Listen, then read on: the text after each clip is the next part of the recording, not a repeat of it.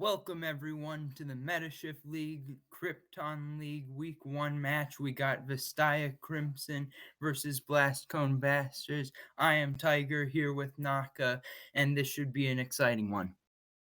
Yes, hello, Tiger. This is supposed to be a banger. It's week 1. All the players are fresh. We're ready to get into game, and I am expecting this to be an absolute bloodbath. Well, Specifically about the drafting phase, I'm really curious to see how these teams draft. Specifically for the for one of the teams, they have a lot of lane dominant picks that I think will be kind of rough to deal with. I mean, the support player, Cat Dev, who is, really proficient on champs like Nami, is going to be a really, really tough thing to deal with, especially because there seems to be a bit of a gap in the support pool between those teams. And so Nami is a great enchanter, denies a lot of engage. And so I'm really curious to see if that'll be left up. For the junglers, I think that Hecarim is going to be really hotly contested. It's one of Salinx's and TSM Burger King's I apologize. Not TSM Burger King. Blonde Enzel's biggest, most played champions.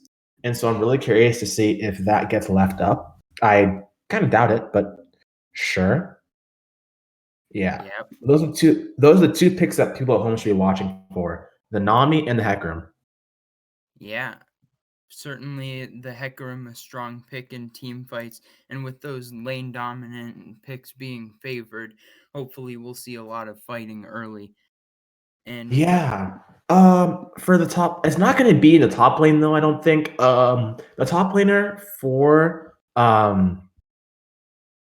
I apologize, the names are confusing. The Vastaya Crimson Promos, the VCR, their top laner plays a lot of support, more support champions. His most played is Shen and solo queue, a lot of Maokai, a lot of Malphite, Orin, kind of tanks. But as you can see, if you look at the champion pool of the opposition, a lot of lane dominant champs, a lot of Darius, Garen, these kind of win lane, scale into the mid to late game kind of champions. And so I'm really curious to see if that'll affect their play style as we are getting into draft in a few moments here. indeed, perhaps the BCB will be looking to get some ganks towards the top side early in this game, but we're into draft. We'll be hoping to see some bands of some power picks, but hopefully we still get to see some explosive picks. The Udyr, obviously a strong pick in the meta right now, so understandable. Yeah.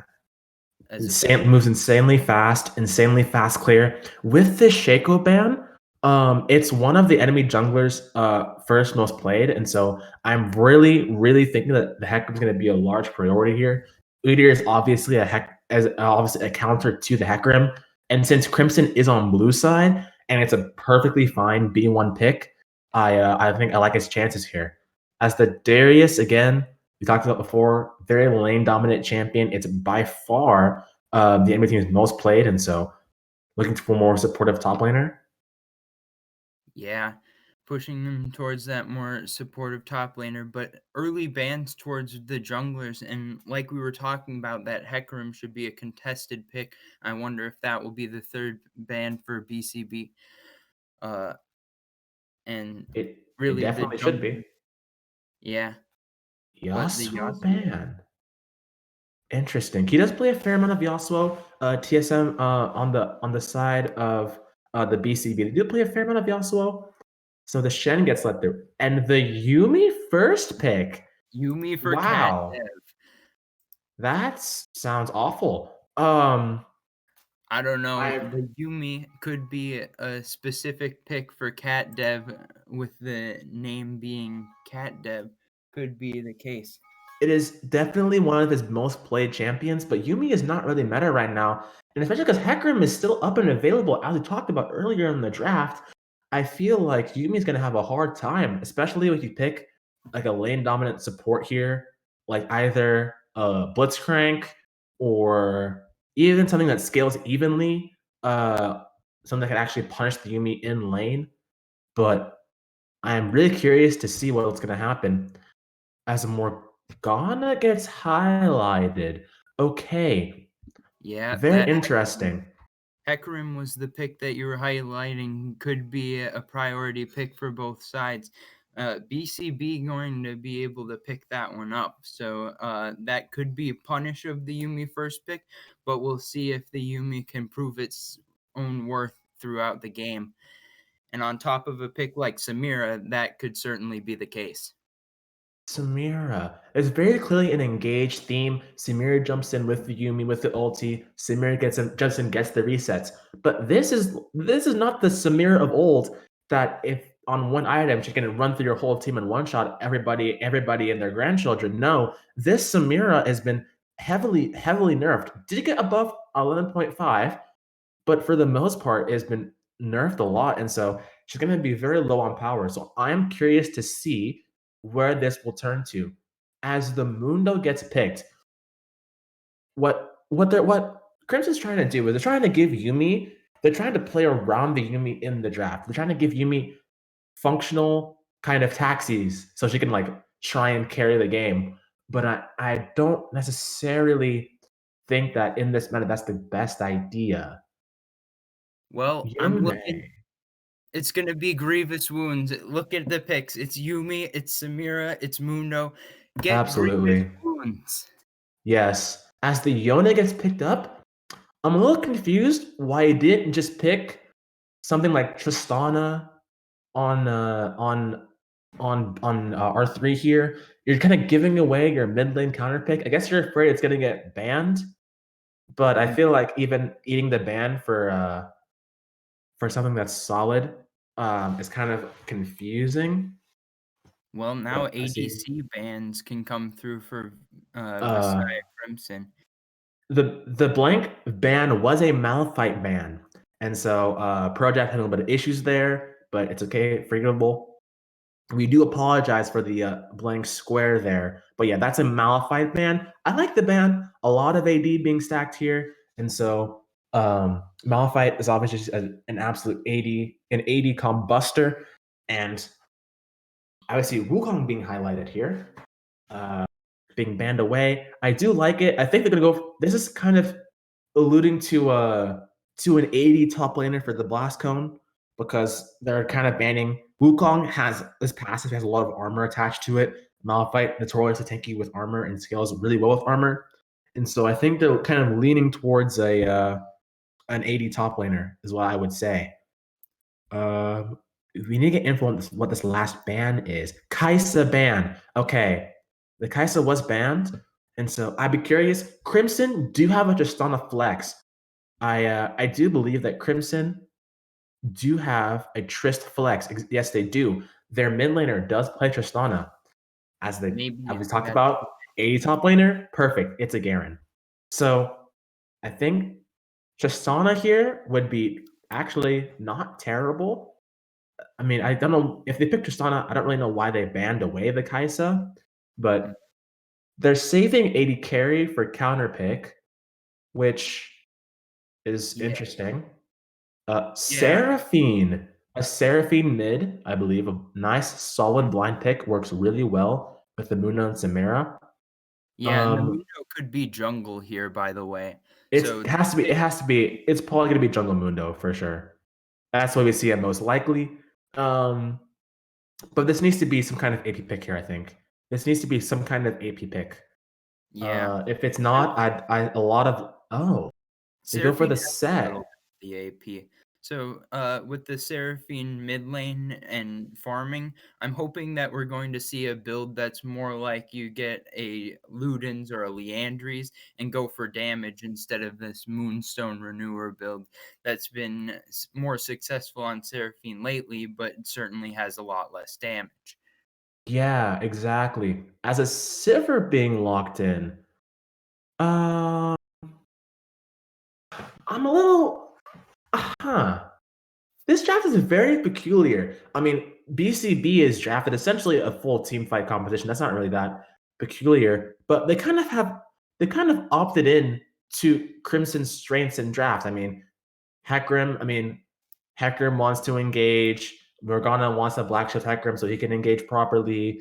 Like, I feel like Crimson is BCB is definitely has definitely kind of lead into this draft from or sorry, rather BCB has kind of enabled Crimson with their draft, considering the fact that Sivir is, unless she's going like the poke Sivir kind of lane to try and punish the Yuumi Samira, who are fairly low ranged. I don't really see um I don't really see how Sivir is going to be able to live against. I mean, Set and Mundo are burly boys, right? And so you can have a lot of heals and stuff. I would have liked to see someone like a Tristana, something that can actually fight against these champions, and then it's very hard to interact with in this stage of the game. But yeah, Well, I'm looking towards BCB to need some early power spikes. They're going to need to win the early game and then accelerate a gold advantage to win. Otherwise, the Dr. Mundo, the set, they're going to start stacking armor. I'm not seeing any AP damage for BCB that's consistent whatsoever. You maybe get a little help from the Morgana, but that's precious small AP damage for them. So once the Mundo and set start scaling, that's going to be trouble.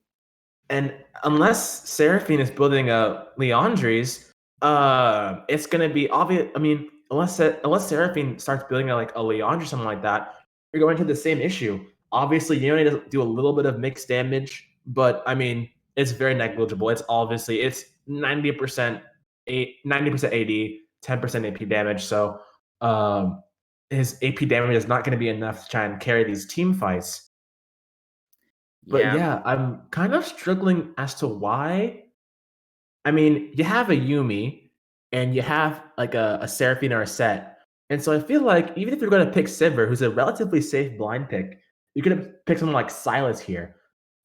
Silas against the Crimson comp, I feel like would be really, really good.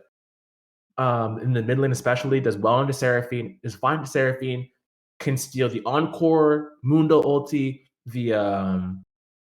the showstopper, even the final chapter. And so I feel like this would be a really, really good Silas kind of game. But alas, we didn't necessarily think of that. yeah. Uh, Well, the Yone, I'm not sure if the Yone was intended as a flex pick or if it was mid only, but I would have liked to see mid saved for later unless they were thinking that the Yone was flexible, in which case I would have liked to see them flex it around a little Yeah, bit. Yone top is not that great. We've seen it a couple times in pro play, but it's done next to nothing.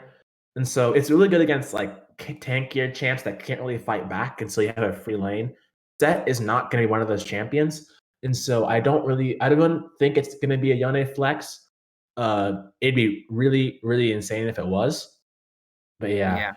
as we're going to head to a quick commercial break, but when we come back, it's going to be the Vastaya Crimson promos versus the Blast Cone Bastards in Game 1 of the Krypton series. So don't go anywhere.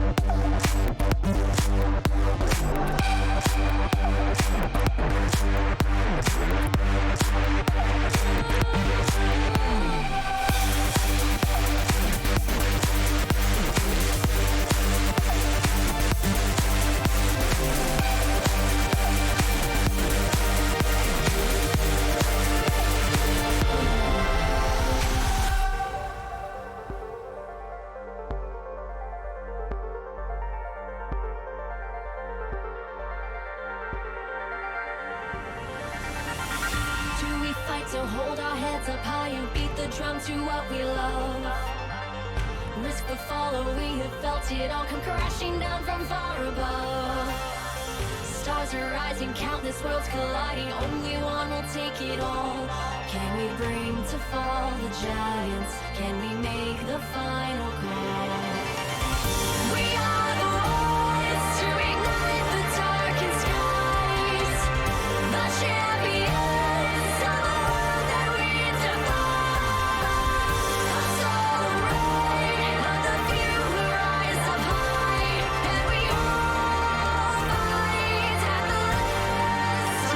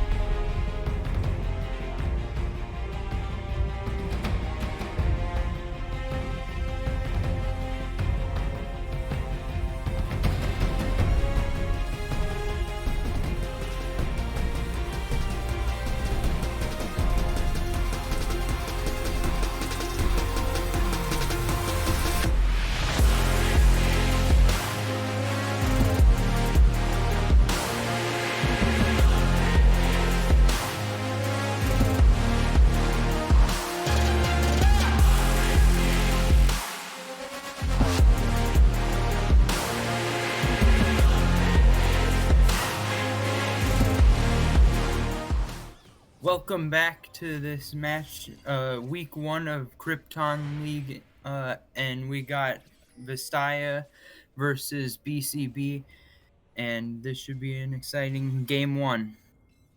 Yeah, someone in chat, I was reading it, said BCB won the draft IMO. And you know what? I think I agree with it actually. I think I agree. There's a lot of front line. There's a lot of ways that actually Well, cheeky we could invade have a little here. bit of an invade here. God NL on the Yumi here could be in trouble, as we know. Very immobile champ, no flash, no way out. First blood already going over. Rap Wave's gonna claim the kill. Yeah, I mean, got caught with their pants on and invade. I mean, classic story. Doing 5 point only works.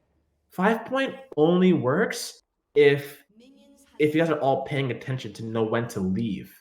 And so BCB realized they have the strong level one. We have the strong level one. I'll just go in there and see what happens, and then they can pick up a kill.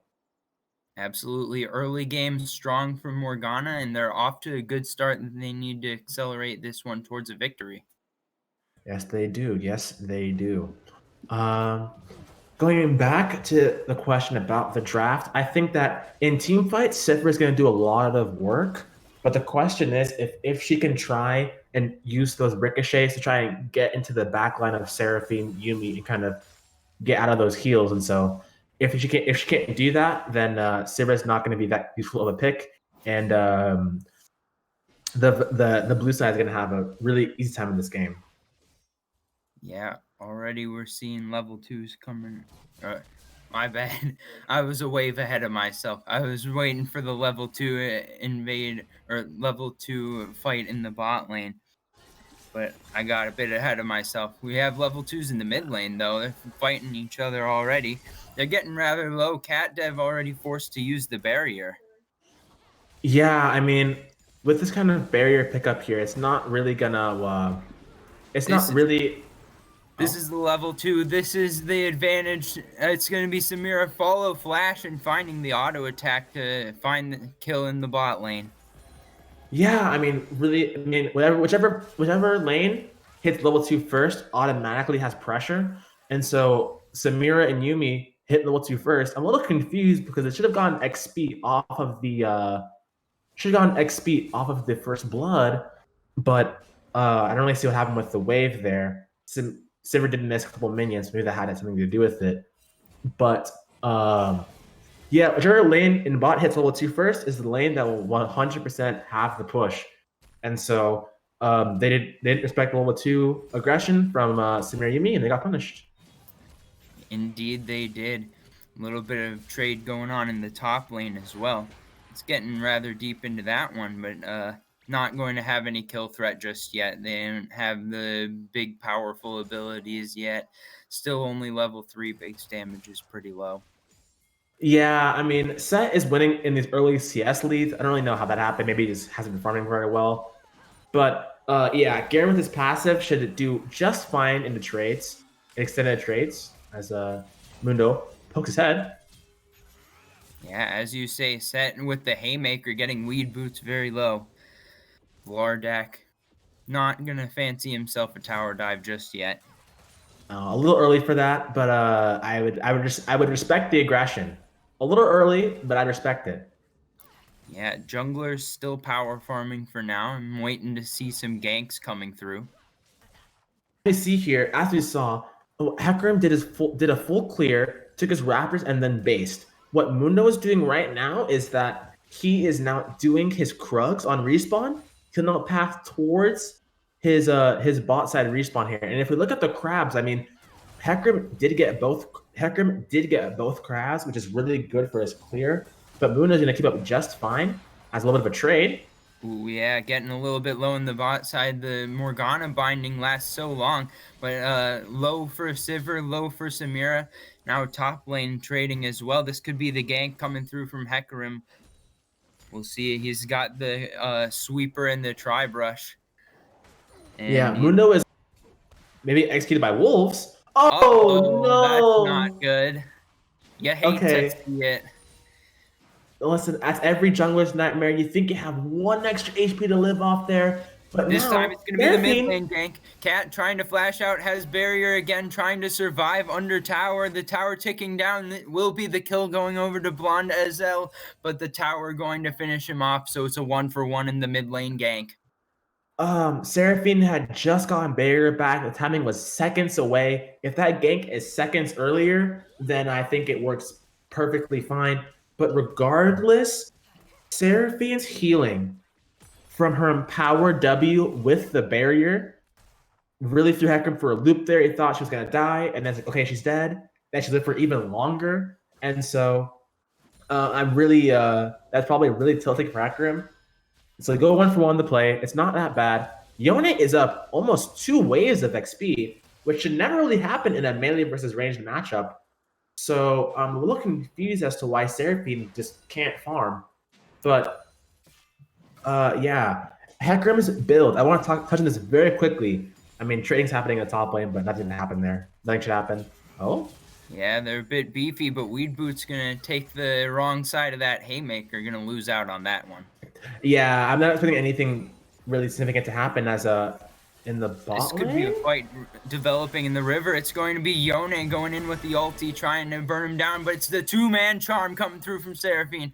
Going to be able to disengage that fight. Teleport being channeled. This could be the fight for the Drake. Bot lane's moving up the river as well. And Yeah, the 3-man what squad. Garen should do is just stay topside. Just screw the dragon. Don't fight for the dragon. Just stay top. The dragon's already gone. get the XP lead over the set. You're struggling right now in CS a huge ton, and so just give up the dragon, get the XP lead. Looks As like Garen he reset and Hecarim is still here. Hecarim too late to the Drake, though. It's going to go over to Vastaya Crimson. And now the mid lane are starting to get low.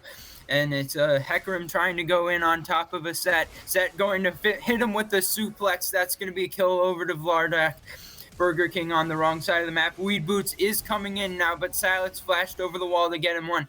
The sword comes down from Garen, but that's not going to be enough to kill Vlardak. It's a 2-for-0 in favor of Vastaya Crimson.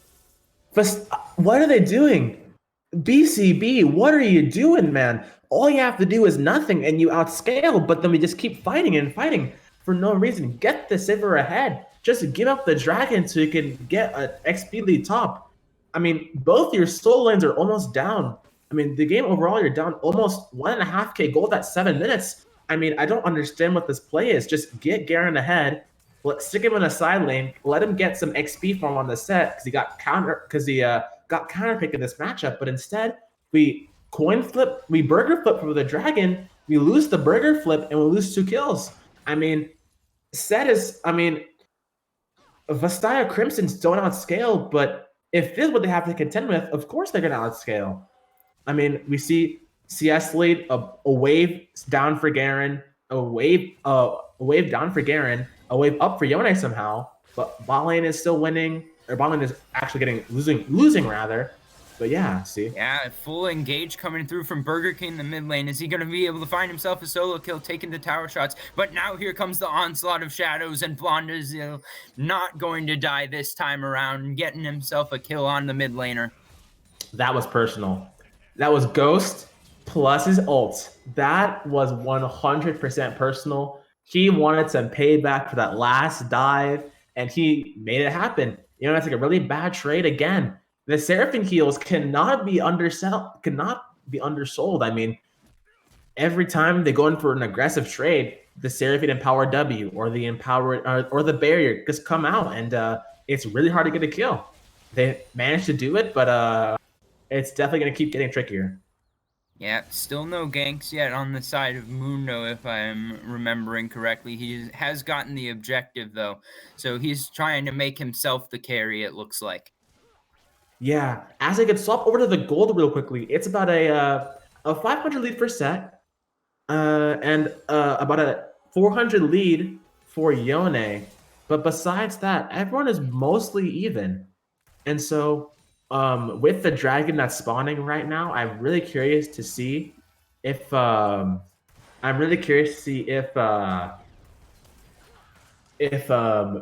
will try and fight for it, or if they are gonna let it go again. Yeah, first 2 Drakes, you can let those go, but they need to be getting stuff on the other side of the map. Exactly. But if you look at their side lane pressure, I mean, it's not looking great. Set wins against Garen. The Yone is albeit really ahead, but Seraphine is going to end up being an absolute team fight monster soon. And so they can rely on Yone for the split push and the side laning. But that's not where their skill is. Their skill is in the team fighting. This is a full team fight v team fight comp. Yeah, and the Rift Herald was taken down for Vastaya Crimson. It's being held right now by Dr. Mundo. So we'll see if he's able to start looking for a gank and then convert that into some plates. Yeah, as we can, if you pay attention really quickly as Yone gets rooted, nothing happens there. 2 very quick things I want to point out. So very quickly, Seraphine is not going for more of an AP heavy style. This is a full support kind of. As Yumi channeling the ult, not going to land though. The 3rd wave was blocked by the spell shield, and Sivir too fast, going to be able to walk out of that one. Yeah, Seraphine rather is going for a full support. This is a Moonstone Renewer, which is also being built by the Yumi, it looks like. And so it's definitely going to be really peculiar. Somebody's going to be kind of crunched down in this way. And so, yeah, the Moonstone Renewer is coming out. We have It could for be a Seraphine and for collapse Yumi. on the bot lane coming through here. It's 4 members coming for BCB, and the turret is not close enough. We'll see the engage coming through. Hecarim is here. It's the Onslaught of Shadows going to go on to the AD carry and support.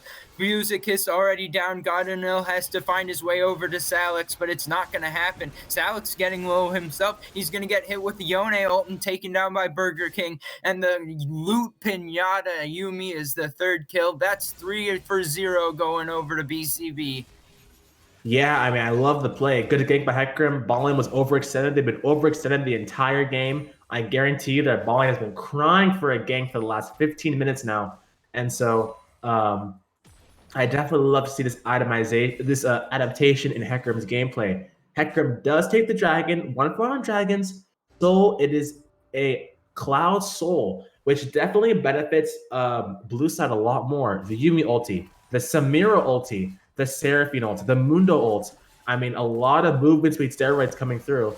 As Samira, does she win these? Samira thinking that she's trying to find a trade. The Inferno trigger getting the Yone very low. Not going to quite bring him down yet. Meanwhile, on the top side, it's a 1v1. Vlardock trying to hit him with the suplex, but in comes the sword, and Garen going to take the solo kill.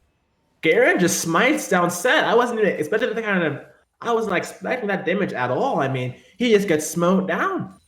He just hits him with the ulti and just drops him. Samira almost getting that solo kill onto the Yone. That's when that literally just happened as blue side summons the Rift Herald top side to get some blitz, something like that.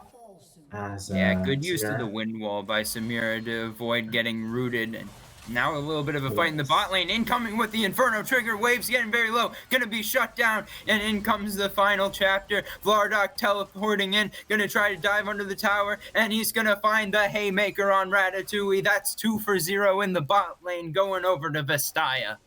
It's not just 2-for-0. It's also because the plates are about to expire. This could likely be first tower here given to their bot lane.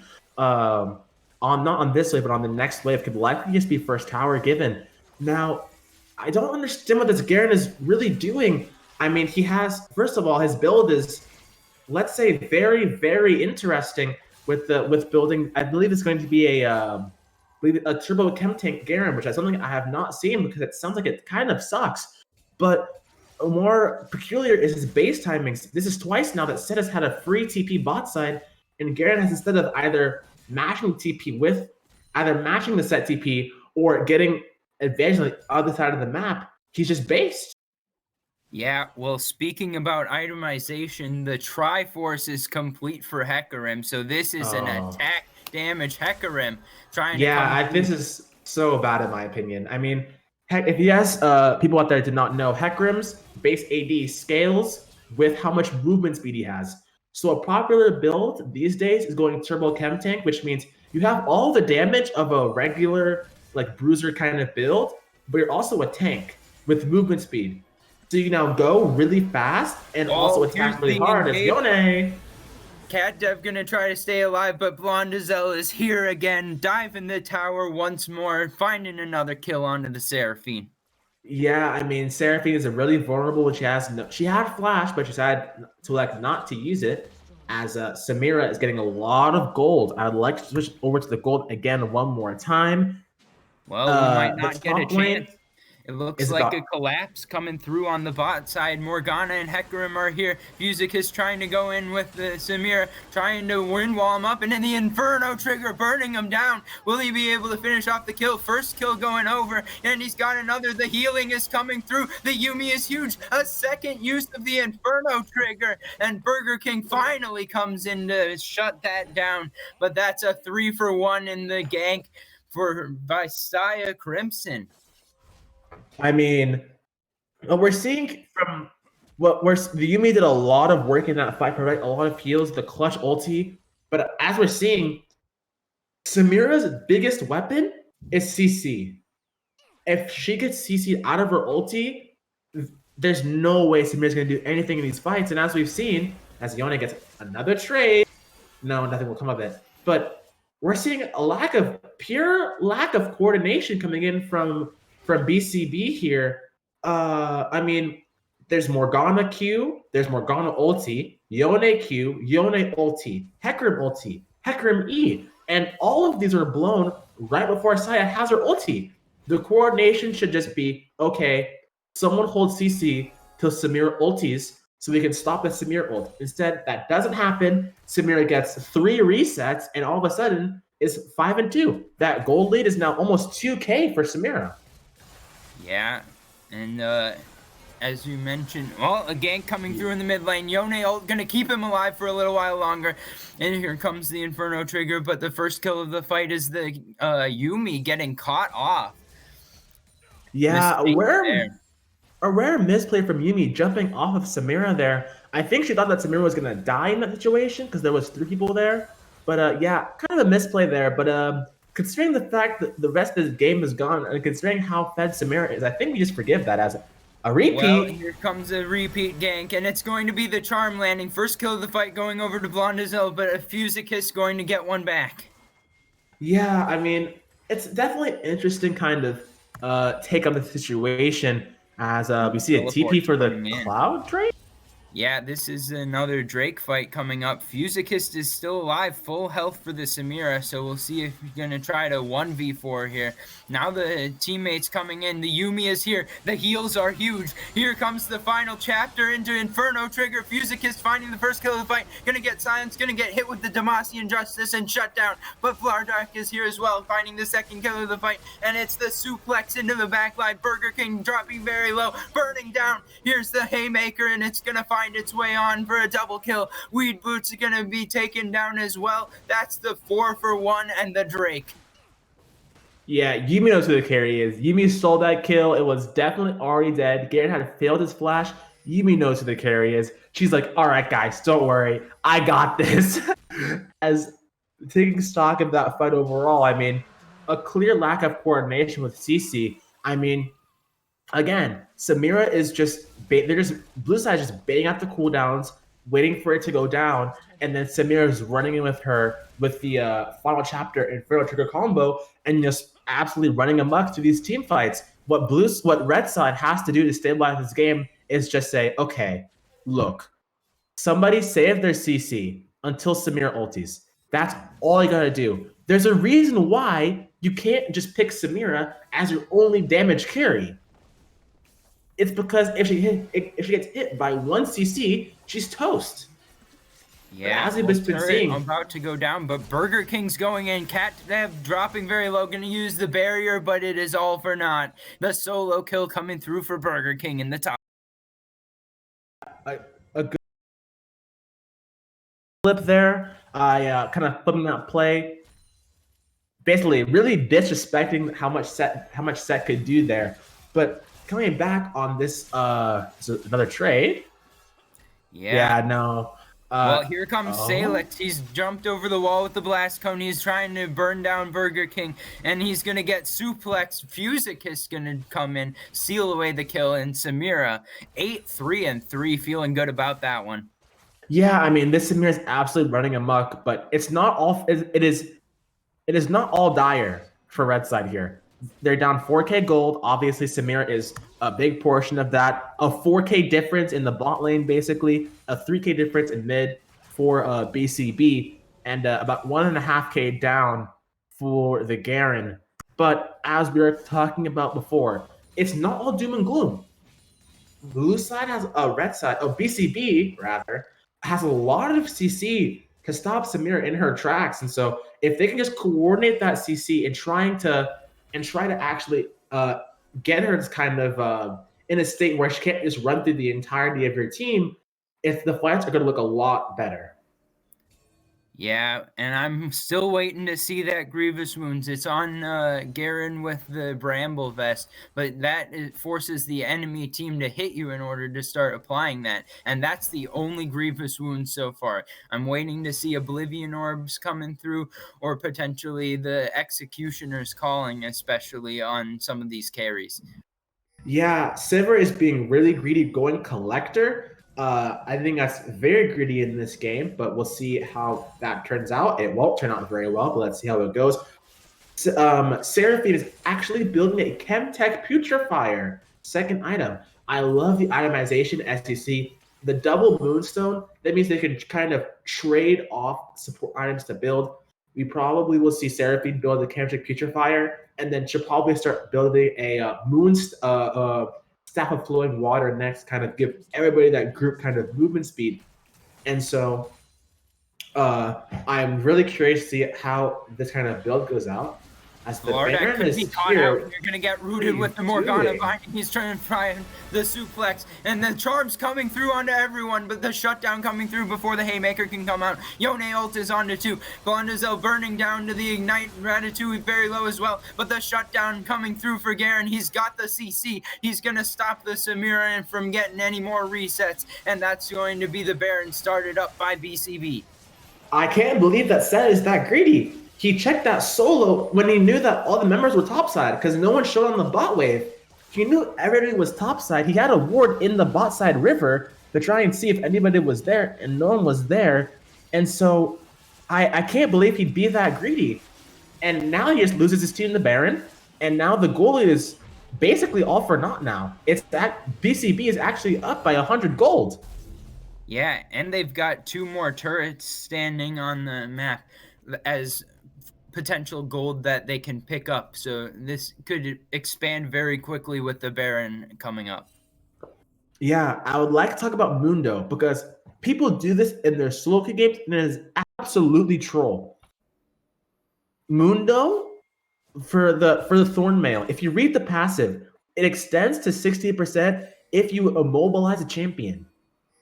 How does Mundo immobilize a champion? That means stuns, knockups, roots, this kind of thing, not just slows. And so Mundo cannot apply the upgraded Grievous Wounds passive. Well, and so why are you spending like Cloud? Yeah, okay. Coming up here. We might have a fight coming up on our hands. The vision being contested on both sides. They're setting up around the river. Yone trying to find himself on the flank, and I do not think that he is on vision right now. So he's going to be able to set himself up on this flank, trying to find a blast cone. And now they've started the Drake as well. But here comes Vastaya Crimson. They're going to try to chase him away. They've started taking away. But here's the Yone flank. The Charm coming clutch onto 4. Cat Dev starting off the fight. Onslaught of Shadows coming through, but it's not going to be enough. Ratatouille going to find himself being killed as the first of the fight. Double kill coming through, and it's a full sweep. Somehow Yone taking away the Drake as they were distracted, but it's a triple kill for Salix, and they will certainly be able to chase him down. That's going to be the 5-for-0 ace, and now they're pushing towards the mid lane. Yeah, I can't, for the life of me, I can't understand. You have 3 Barons. You have 2 pushing lanes. Push out the lanes first. Give up the dragon so that you can kind of get those lanes pushed in to actually use your Baron. You now lost all of your Barons. You contested a dragon in essentially a 4v5 because Yone was just doing the dragon while everybody was distracted. You essentially decided to just go for a 4v5 when it was never needed to go for. And so I'm actually really, really confused on why I decided to start that dragon up. Makes just about 0 sense to me.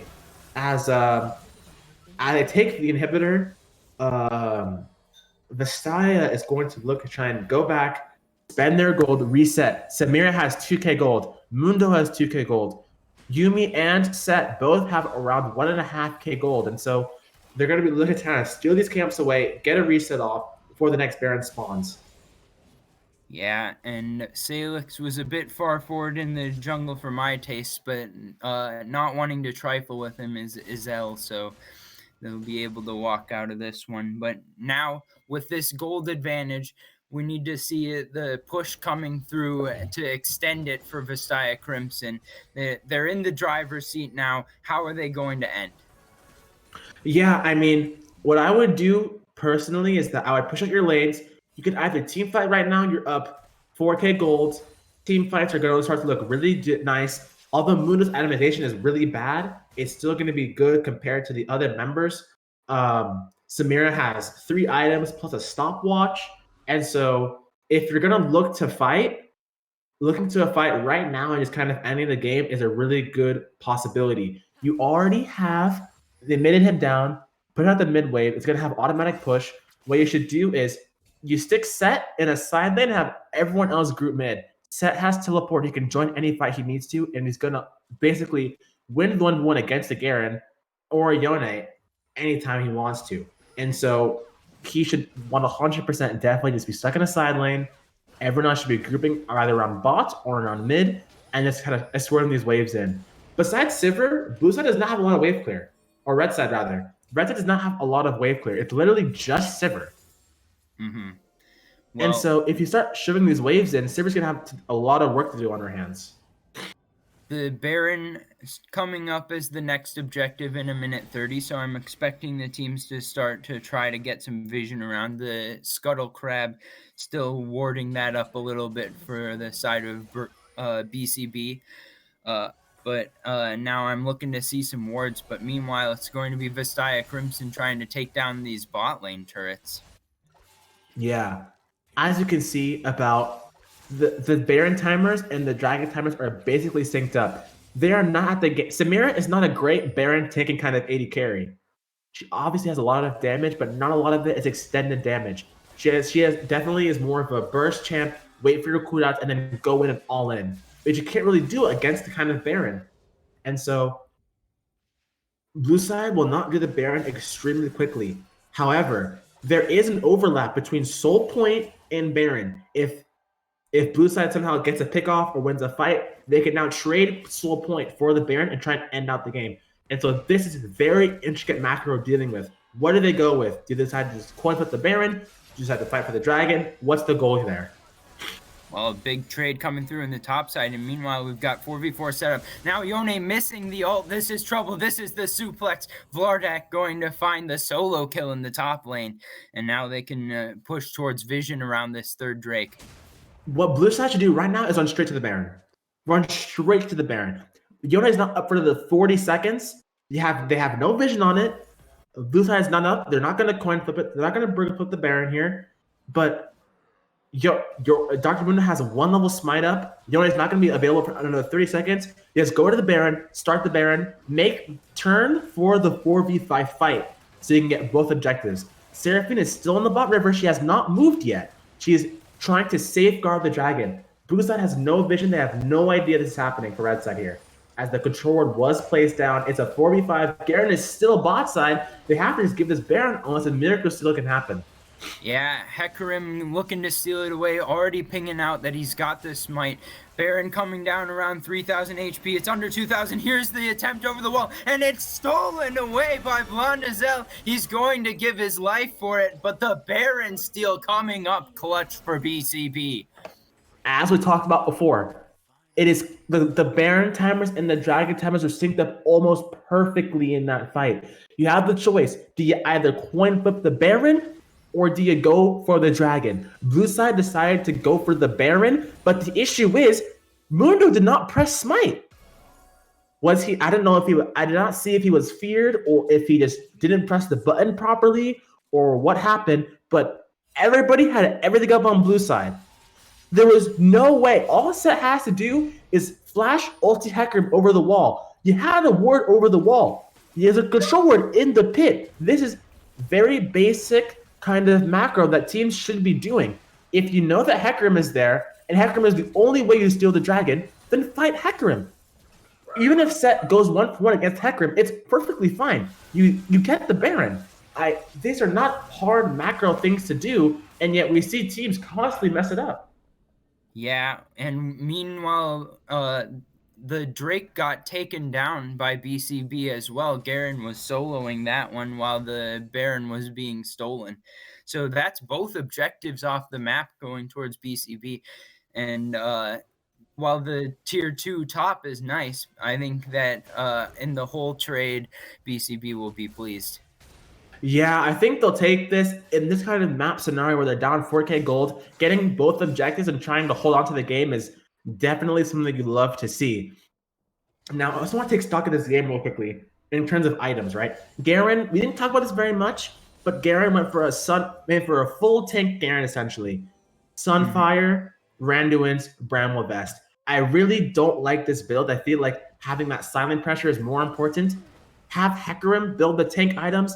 Have him go Turbo Chem tank, Randuin's, Dead Man's Plate, these kind of items, so Hecarim can kind of survive when he's in the back line. Garen's not going to be doing that kind of thing, and so I feel like I would much rather prefer the Bruiser itemization on the Garen instead of the Hecarim. Now, as another tower does fall, Moonstaff, that's completed for Seraphine. That's a big power spike, along with the Chemtech Putrefier. If you notice, Chemtech Putrefier gives grievous wounds to all allies being shielded, which is going to be really effective. Now it's going to be the charm coming through the Encore. It's the resurrection with the Guardian Angel, but he's going to resurrect into 3. Onslaught of Shadows, they're going to try to save him. Burger King trying to make his way out of this one. Vlardak going to try to chase him down. The shutdown going over to Waves, and Vlardak picking up the killing spree, but going to get shut down immediately. Samira not going to be there in time. Final chapter going to only go on to the minion wave, and that's a 2-for-1 with the shutdowns going over to BCB. Yeah, I mean, Samira and Yumi were not there rotating, not covering. No one was really covering Seth all that well. And so Yone went in for a really aggressive trade and found the entirety of blue team, but the GA buys so much time that Garen and Hecarim have time to rotate over. And so we're going to see a little bit of a siege. Nothing's come of it though. We see they're picking the top lane. The bot lane. Top lane is pushing away. They need to get that shoved in. Bot lane needs to get shoved in. The tower is gonna fall soon if they don't answer that wave. We see a minute and a half for Cloud Soul for red side. It's not that impactful of a soul for a red side here. It works well with Silver ults, works well with Hecarim ulti, but besides that, it is not a game breaker. It's not an Infernal map. This is not a break your back kind of soul if you're on blue side. Giving the soul at this point in the game is not going to be that important. And so I would love to see a little better itemization, something to kind of get something for something else on the map. If you insist, if you don't insist on fighting the soul, I would love something else on the map that can kind of contest it. Well, it looks like they are going to try to fight for the soul, the side of Vastaya Crimson. They're setting up the vision around the river. They got everyone here. Meanwhile, mid lane priority is what's going for on the side of BCB. They've got the minion wave. How far can they push it? Yeah, I mean, BCB have full mid power right now. Someone needs to go answer that lane before they lose their tier 2 tower and potentially their tier 3 tower. Set is roaming up, but he is way too late. They're half prior right now. What red side should do is just walk in. They see blue side clearing out this wave. They should just walk in. Oh no, Yone failed his Q. Yeah, and now the Stride Breaker landing. Yone not going to be able to get over the wall with his ulti. He's going to try to keep himself alive just a bit longer. The Onslaught of Shadows came through. The Encore comes through, though, finding himself the killing spree. And now spinning into the back line is Samira, trying to go forward once more. Flash away from Ratatouille. Fusicus is going to try to chase him down. It's going to be the Yumi prowling projectile landing. And the Zumi is going to speed him up, even taking the kill for himself. Now it's going to be Rap Waves trying to get out, going to spell shield the Cleaver, but the next one comes up. It's going to also miss. Salix trying to chase him down. He's going to get on top of Waves, and that's going to be the shutdown going over. And Vlardak chasing down Weed Boots. It's going to be another kill potentially being set up. Set trying to dive under the tower, burning down pretty quickly to the double towers, though. And now he's chased back out, but he's got a cat. He's going to keep himself healthy. And here comes the minion wave into the base. They're going to go for the end right now. And it's going to be a 5v1. Weed Boots trying to protect, trying to clear out the wave, but it's not in time. Blondazelle going in, going to try to get kills, but it's too late. Salix going to take down Weed Boots. It's going to be Fusicus going on a rampage. Burger King next to fall. It's a double kill, and it's the root landing, but it's not going to be enough. Fusicus diving under the fountain laser, but the Nexus falls. First game going to Vastaya Crimson. Yeah, I mean, we just saw that the early game from BCB was just piss poor early game kind of aggression. They started picking it back up in the mid to late stages of the game when they realized that this is essentially just a one threat Samira comp. So if you just don't blow all your cooldowns on anybody else and save some of them for Samira, you can win the team fights. But as the Yone, he failed his empowered Q over the wall, which let him get caught out, which baited his entire team in. It was a 4v5, baited his entire team in, and then they just went and ran with the game. For game 2 adaptations, I would love to see something other than the Morgana. Didn't feel at all useful to me. Didn't really punish Samira in lane. Kind of useless pretty much the entire game. I love the Yone pick. He seemed very proficient on the champion, even in like essentially a counter matchups in a sort. And so I love the Yone. Yeah, the Garen was kind of meh to me. I feel like I could have picked either more of a pseudo tanky or champion or more of a utility based style. As we are going to head to a short break, but when we come back, it is going to be Vastaya Crimson versus Blastcone Bastards for game 2. So don't go anywhere.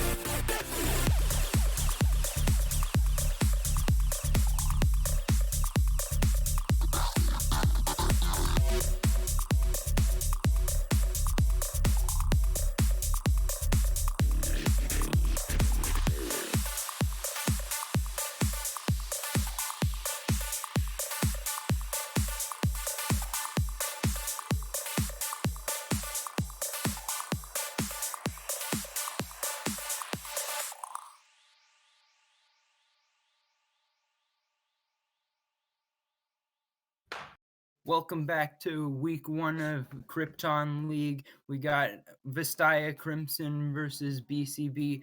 And after game 1, that was a game with a lot of backs and forths, with a lot of fighting going on, Naka, and what adaptations need to happen in the draft so that we can see Blastcone Bastards getting back into this one. I mean, yeah, considering kind of how the draft went out here, I feel like with a champion like Yumi, I mean, you have to pick champs that can actually punish Yumi in lane. And Morgana is just not one of those champions. Morgana is not one of those champions that can kind of that can truly punish her in lane and while they're fighting. And so Samira Yumi is supposed to be very vulnerable in lane if Samira does not have her W up. That is prime pickings here. And so the love for Red Side to kind of have more of an impact on that lane. As we discussed before, the Hecarim was a really good pick. I don't like his itemization very much, but he definitely had a solid emphasis on the game. What probably the biggest kind of slight against the BCB draft is the Garen. I feel like Garen did not offer was kind of seemed very out of place with their team composition. I would have liked something either a little tankier or something that can kind of provide a little more utility or at least work better in a side lane. Yeah, I would like to see something like the Mordekaiser as a potential option instead of a Garen, giving some of that AP, helping out in team fights in a different way by bringing someone into the Shadow Realm with him. Something like that pick, or maybe a tank like an Ornn or something that's going to help you engage in the fight. And as you were talking about, if you see that Yumi pick, you want to pick something into it like Leona or Rel. You're going to go in for the all-ins in the bot lane. Obviously, the Samira was able to wind wall the Morgana bindings, so that created some trouble. And they weren't able to convert on being in a lane against a Yumi.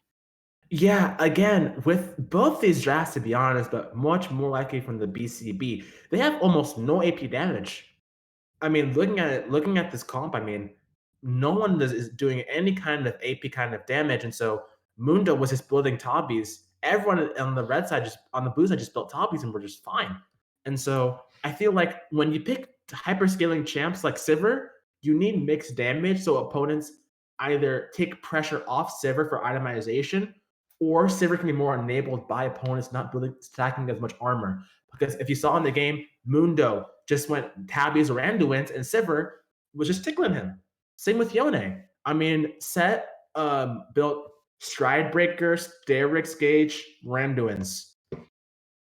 What is Yeah. Sivir going to do against that? What is Yone going to do against that? Those are your two primary damage dealers doing the same kind of damage, and Garen's building full tank for some reason, so he's not doing any damage at all. And you got Hecarim, and then you got Morgana to Black Ship people.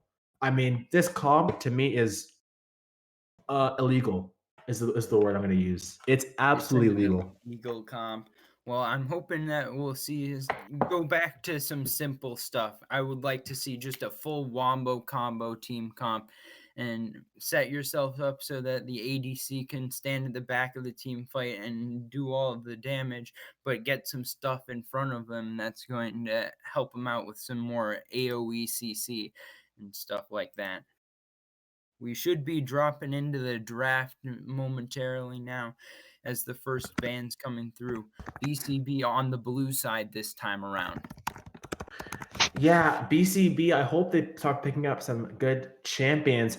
Shaco, Udyr, both being banned away. Very similar to the first game. They now ban the Yumi. Feel like Yumi wasn't really the issue. You kind of pick champs that do well into Yumi. And so banning Yumi here is really, really troll. But regardless, we see that the Darius being banned again. I don't necessarily know about this pick here, but just keep it going, I guess. Obviously, the guy plays a lot of Darius, so I understand the ban, but I don't necessarily agree with it.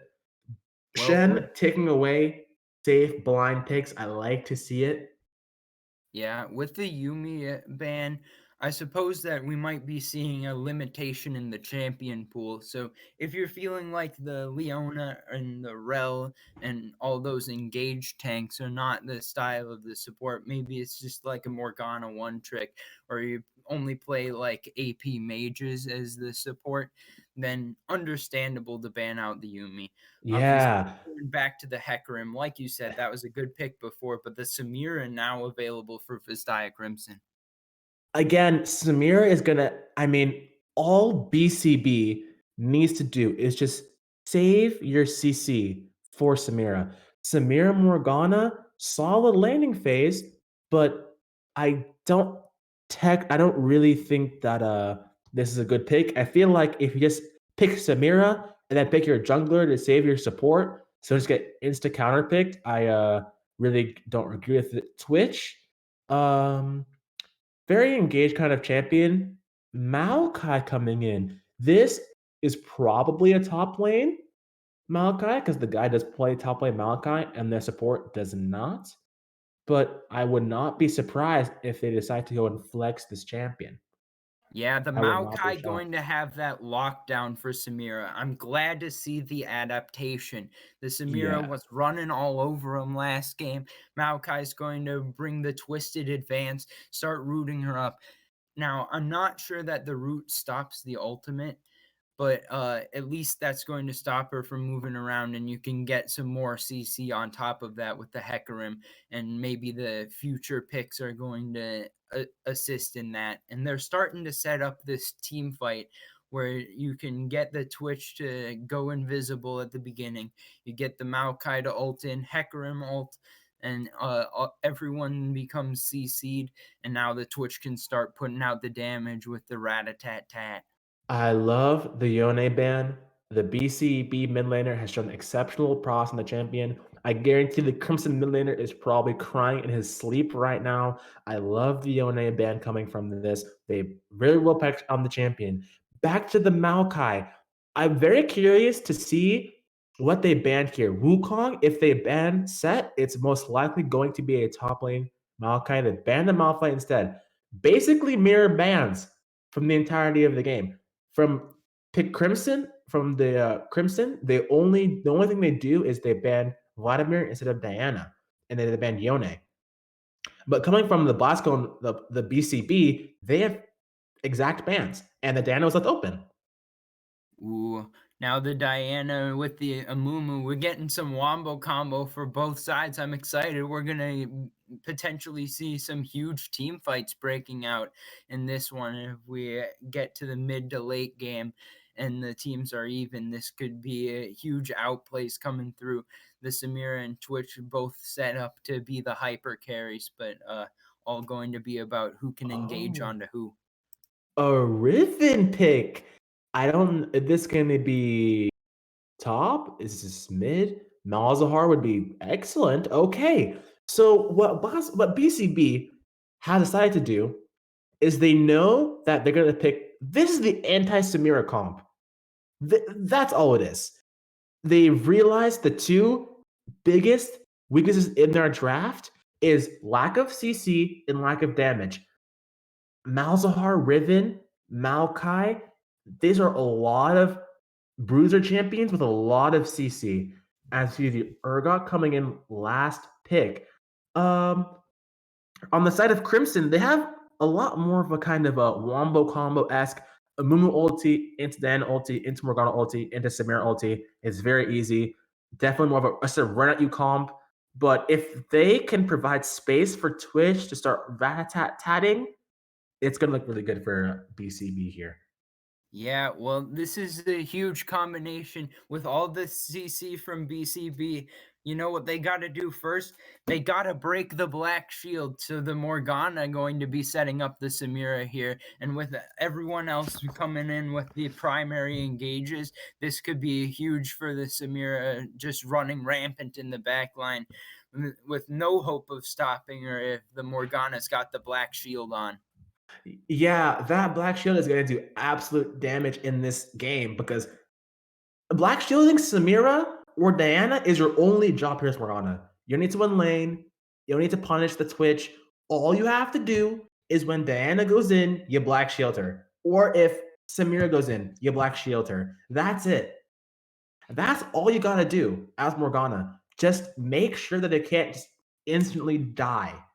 If you do that, this looks so much better for the Crimsons because I mean, Malachi's twisted advance, his W, and his twisted tree line, his ult. I mean, kind of these CCs are hard to stop by Samira W. The Malzahar ultimate isn't stopped by Samira W. Hecarim ulti, Hecarim E. These things are not going to get blocked by Samira. Mm-hmm. If Samira gets hit with any of these and with no black shield, her ult is going to fizzle away. Yeah, And so absolutely. it's definitely gonna be a hard task for Morgana to do in this game, and she's gonna have a lot of agency. But if she can do it, it's gonna look really, really good for Crimson. And alongside that job of just being able to black shield the Samira and Diana, I'm going to be watching where the Morgana goes trying to ward to see if they're going to look for the picks.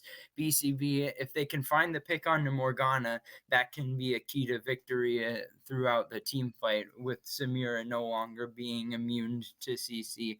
And on top of that, I'm wondering if we will see some AP on the Twitch. Early in the season, we saw a build where he was going with the Gnasher's Tooth and the Ginsu's because his passive scales with AP. The Magic Rat. Mm-hmm. And if he's Yeah. able to do that, then his auto attacks might be enough to break the Morgana shield, and that would be huge.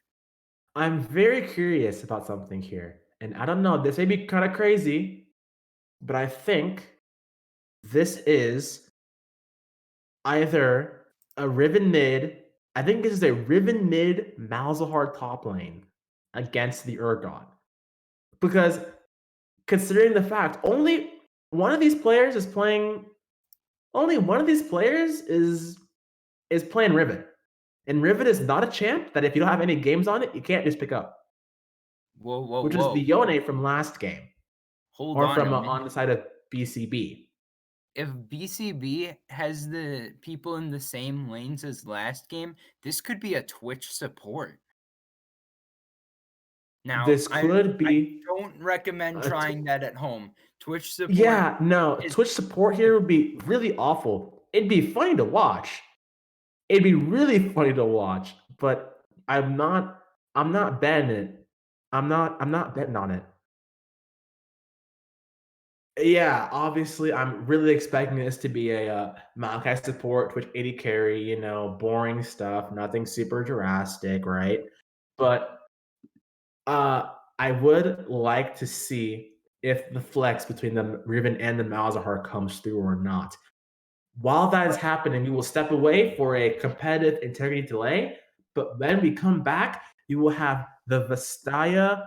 I should have this name down by now. I've done it for like 30 minutes. The Vastaya Crimson promos versus BCB for game 2. So don't go anywhere.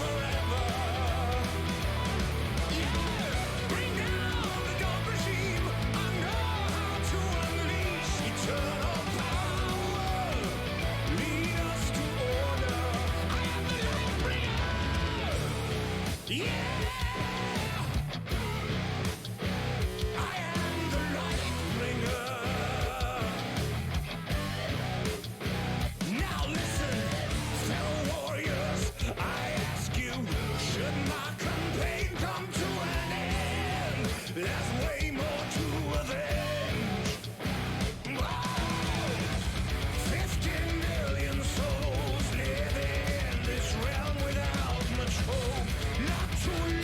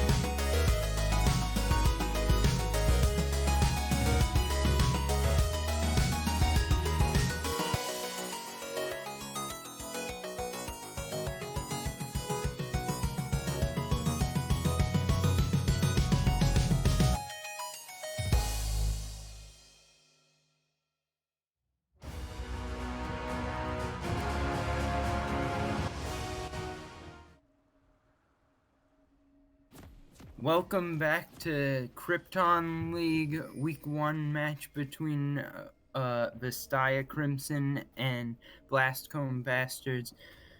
We had a little bit of a delay for a pause. The players needed to get themselves all set up, but now we're good to go, and we're already seeing a 5-man group. Yeah, we're definitely already seeing a 5-man kind of grouping here. Quick cheeky invade on the blue side of the blue buff to see if anybody is dumb enough to walk this way. Thankfully, everybody is fine. They They're might expecting catch the 3-man group on the way out. We'll see if they all stay together, but it's the double invade, and they missed each other. Ships passing in the night. shifts passing on the open waters, most assuredly, as Malachi's going to find Diana. God, NL. Only finding Maokai. So, Maokai not too confident to go in for that engage. But I mean, it's fine. Amumu can start kind of his this will kind of mess up Amumu's clear a lot because Amumu is a really good Raptors taker. And so if Hecarim is gonna get kind of greedy here, as Urgot is thinks, does he know that they're still there? Is he gonna face check it? He's gonna face check. Okay, he warded it. Very close indeed.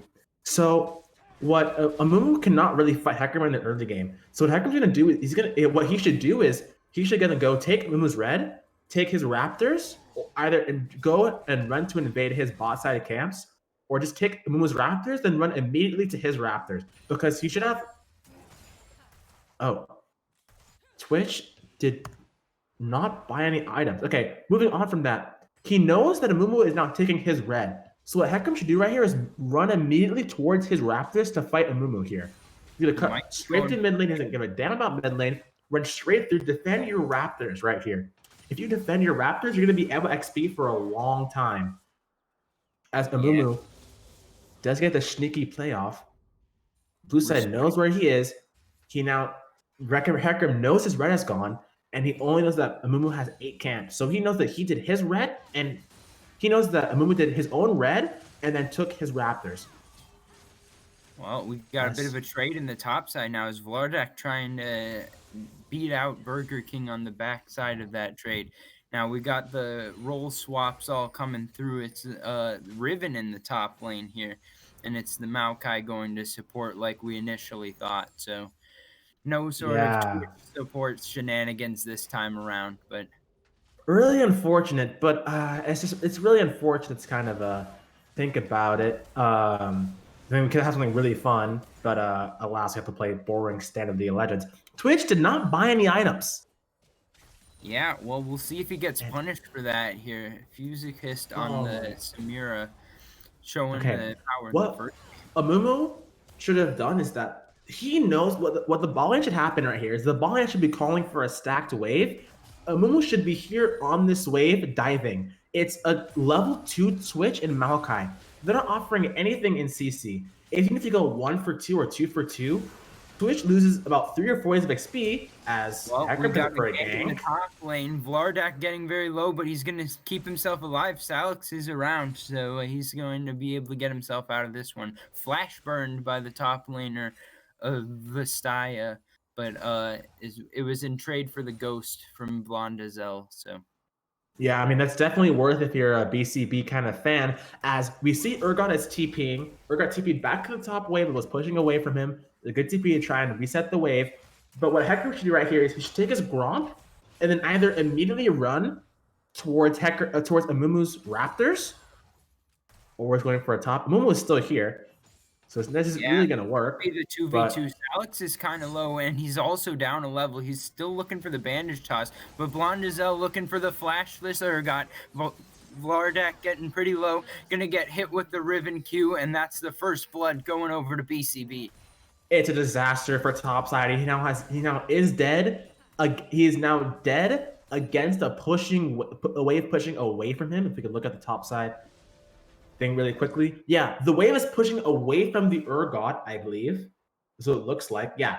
The wave is now pushing away from the Urgot. He is flashless and has no TP. But Riven should do that Morgana Q looked like it definitely missed. But what Morgana should do right here, what Riven should do right here is hold a freeze. If Riven holds a freeze in this spot, Urgot will be a sitting duck for any Hecarim gank. Absolutely devastating. But the first Drake has spawned up. Now it's an Infernal. So we'll see if the jungler's moving towards the bot side, trying to stack up towards that soul. What Hecarim should do right here is Hecarim should then knows he has mid prio, run to his chickens, do his chickens, run immediately to the bot crab. Because Amumu's already on his way there right now, but Hecarim should have time to do his raptors, then go immediately to the bot crab so he can get double crab Amumu. Amumu is already down half of his jungle. That's 3 camps he's already down. Mm-hmm. And so Amumu is just going to keep getting put farther and farther behind because he has to keep helping this Urgot kind of get back in the game. Yeah, I'd say if you're the Amumu, you gotta abandon the Urgot at this point. Just try to help your other lanes out before you end up with a top lane behind and then no one ahead. You gotta But start. It's still the worst part is it's still a freeze. Amumu needs to come top to help break this freeze and get Urgot to have a functioning lane state right now. Urgot can't really farm with anything except Q, and if you look at it, this is a counter matchup that's happening right here. As Riven is level 6 or Urgot's level 5, this is a counter matchup that Riven is decidedly winning. As a little bit of a trade here. Yeah, both junglers now in the bot side. Fusicus going to flash heal, trying to get himself out, and he will be able to do that at the cost of both summoners. Definitely a good gank timing because Samira and Morgana are really lane oppressive, and they've been overextended for a while now. But I mean, it's regardless of any lead on the top side, Twitch is gonna scale. Urgot will not. Urgot's not gonna scale as well as Twitch will. And so even as Twitch gets put really far behind, he has the scaling kind of power. Godinel gonna have to flash over the wall. Pardon me, but fight broke out, and I was just too excited. No worries. I mean, this game is very on a nice edge already, a 600 gold lead. And if we change it to the gold right here, that's 800 of that gold is already on Riven's head alone. And so Riven is gonna take a nice free reset here. Is up 20 CS through that freeze. If people tell you that lane management doesn't matter, show them this game. Absolutely. And Godinel still being poked out after losing Flash. Potentially the next gank target with a potential dive, but the reset gonna come through first for Wrap Waves, it looks like. As we see again, it's more of a bruiser Hecarim. I don't like this Hecarim, Tiger. I'm not a fan. If you look at this game, Urgot is their only extended kind of attack damage. Just build full tank Hecarim, Turbo Chem Tank, Randuin's Omen, Spirit Visage. Who is gonna kill you on the enemy team besides Urgot? Diana, once she does her combo, is pretty useless. And once Samira does her combo, she's not gonna be able to one-shot you if you're full tank. And so going for this kind of more of a bruiser style is really inconducive to what Blue Side is trying to do in the game. Yeah, especially with the Riven. You're looking for the Riven to carry, but now it's going to be a root landing. Ratatouille getting very low on the Rat. So I've just now noticed the name, probably an indication that it might be a Twitch player. So Remy is not doing too great in this game so far, as Samira and Morgana hit level 6, and this is a very peculiar spot as they're hiding themselves in. You can actually dodge Morgana Q with Maokai W if you're in range, and so I believe you can. I believe you can dodge it, and so it's very peculiar timing, but it's definitely doable, which makes this lane a lot easier. I've not seen Maokai do it yet, but I believe he has the skills to do so. Yeah, well, just dodging it out regularly there, but needing to find a way to engage here as they're getting sieged heavily. Already lost 3 plates in the bot lane. If that Dark Binding had landed, that's a kill. That's 100% a kill there, Tiger. You nailed it right on the head with that one. As it ticks over to the gold real quickly, Samira's up 1K. And this is not like they've been ganked one time, but most of this is just 2v2 domination that's coming through here. For the most part, I mean, it's really sad to see as Urgot is just keep getting dumpstered in this lane. The wave is pushing away from Urgot again. If we check back into the wave, yep, it's a freeze. Who Ooh. would have guessed it'd be another freeze as Hecarim gank doesn't work out? Unfortunate. But yeah, I mean, this freeze is going to exist until probably the second Dragon spawn or the second Rift Herald. That's a minimum of 2 minutes of Urgot just being denied wave after wave in a counter matchup, mind you. And so, looking for this gank under tower on the bot side. Is it going to be bandage toss? The root already landed, but this is the W. they can't do it now. The twisted advance. Music is diving into the back line. It's a 1-for-1 so far. The root coming through onto the Amumu. This is terrible. Salix trying to get himself out of it. Can Ratatouille chase him down? He's already popped the ulti, but not going to be quite fast enough there. Yeah, I mean, it's a really bad dive. This dive should have happened almost 5 minutes ago or so now. This dive should have been long happened earlier. But what happens is Morgana uses the Black Shield too early. She does not wait for the Maokai W to actually pick a target. So she then wastes the Black Shield, which means that Samira can't just have full impunity on the fight, along with a good Maokai ulti and kind of limiting her power. It's going to be really kind of hard to kind of keep this comp down. As if we check back in, the Rift Herald was put topside and got 2 plates. Why? Some people at home may be thinking about why they just wait until it killed the tower. This is why. I'm telling you, it's kind of genius. With the tower still standing, the wave has to push it back into Riven. And so what's she going to do? Hold on the freeze. She can keep maintaining her freeze. Such great wave management from the top laner of BCB. Well, now it looks like another gank could be coming through. It's the teleport in from Burger King. The double TP coming through. Nether Grasp going to be landing onto the Morgana. Cat Dev no way out of this one. And Fusic is trying to spin, but he's got a Hecarim on top of him. That's 2 for 0 in the gank bot lane. Perfect. Urgot TP to the mid. Urgot TP'd mid instead of TPing to the bot play. And so this means that Riven is going to have a lot more impact. If we look at the items, Gore Drinker Lucidity Boots. This is about 45 ability haste to Urgot's Kindle Gem Ninja Tabis. Urgot is not going to be getting nearly as many resources as Riven has just denied Urgot his ability to try and catch up, and it's just going to hold the freeze again because the wave is pushing away from Urgot still after all this time. Amumu should have helped Urgot more in the early game to try and kind of get with Urgot to a stable position, but he's just abandoned the Urgot to kind of die alone. Yeah, and Burger King feeling confident to go forward even under the tower, lands the triple Q, flashing out, shielding himself to avoid dying to the turret shot, but a solo kill in the top lane. I mean, this is just getting some bad to worse here. What's going to happen right now is that because of their top priority, Riven's going to start taking some of Mumu's camps. And when that happens, it's going to be an absolute disaster. Going to find the counter kill. Riven overstaying welcome in the top lane. After all that talk, Riven just goes and ends it away. I mean, you can't. The caster curse is truly, truly strong with this one. Now, besides that small int to kind of reset her gold value, I think it's fair to say. As Diana gets a little chunked, but nothing else will come of it. What's going to happen soon is that Riven will start taking Amumu's camps on the top side of the map.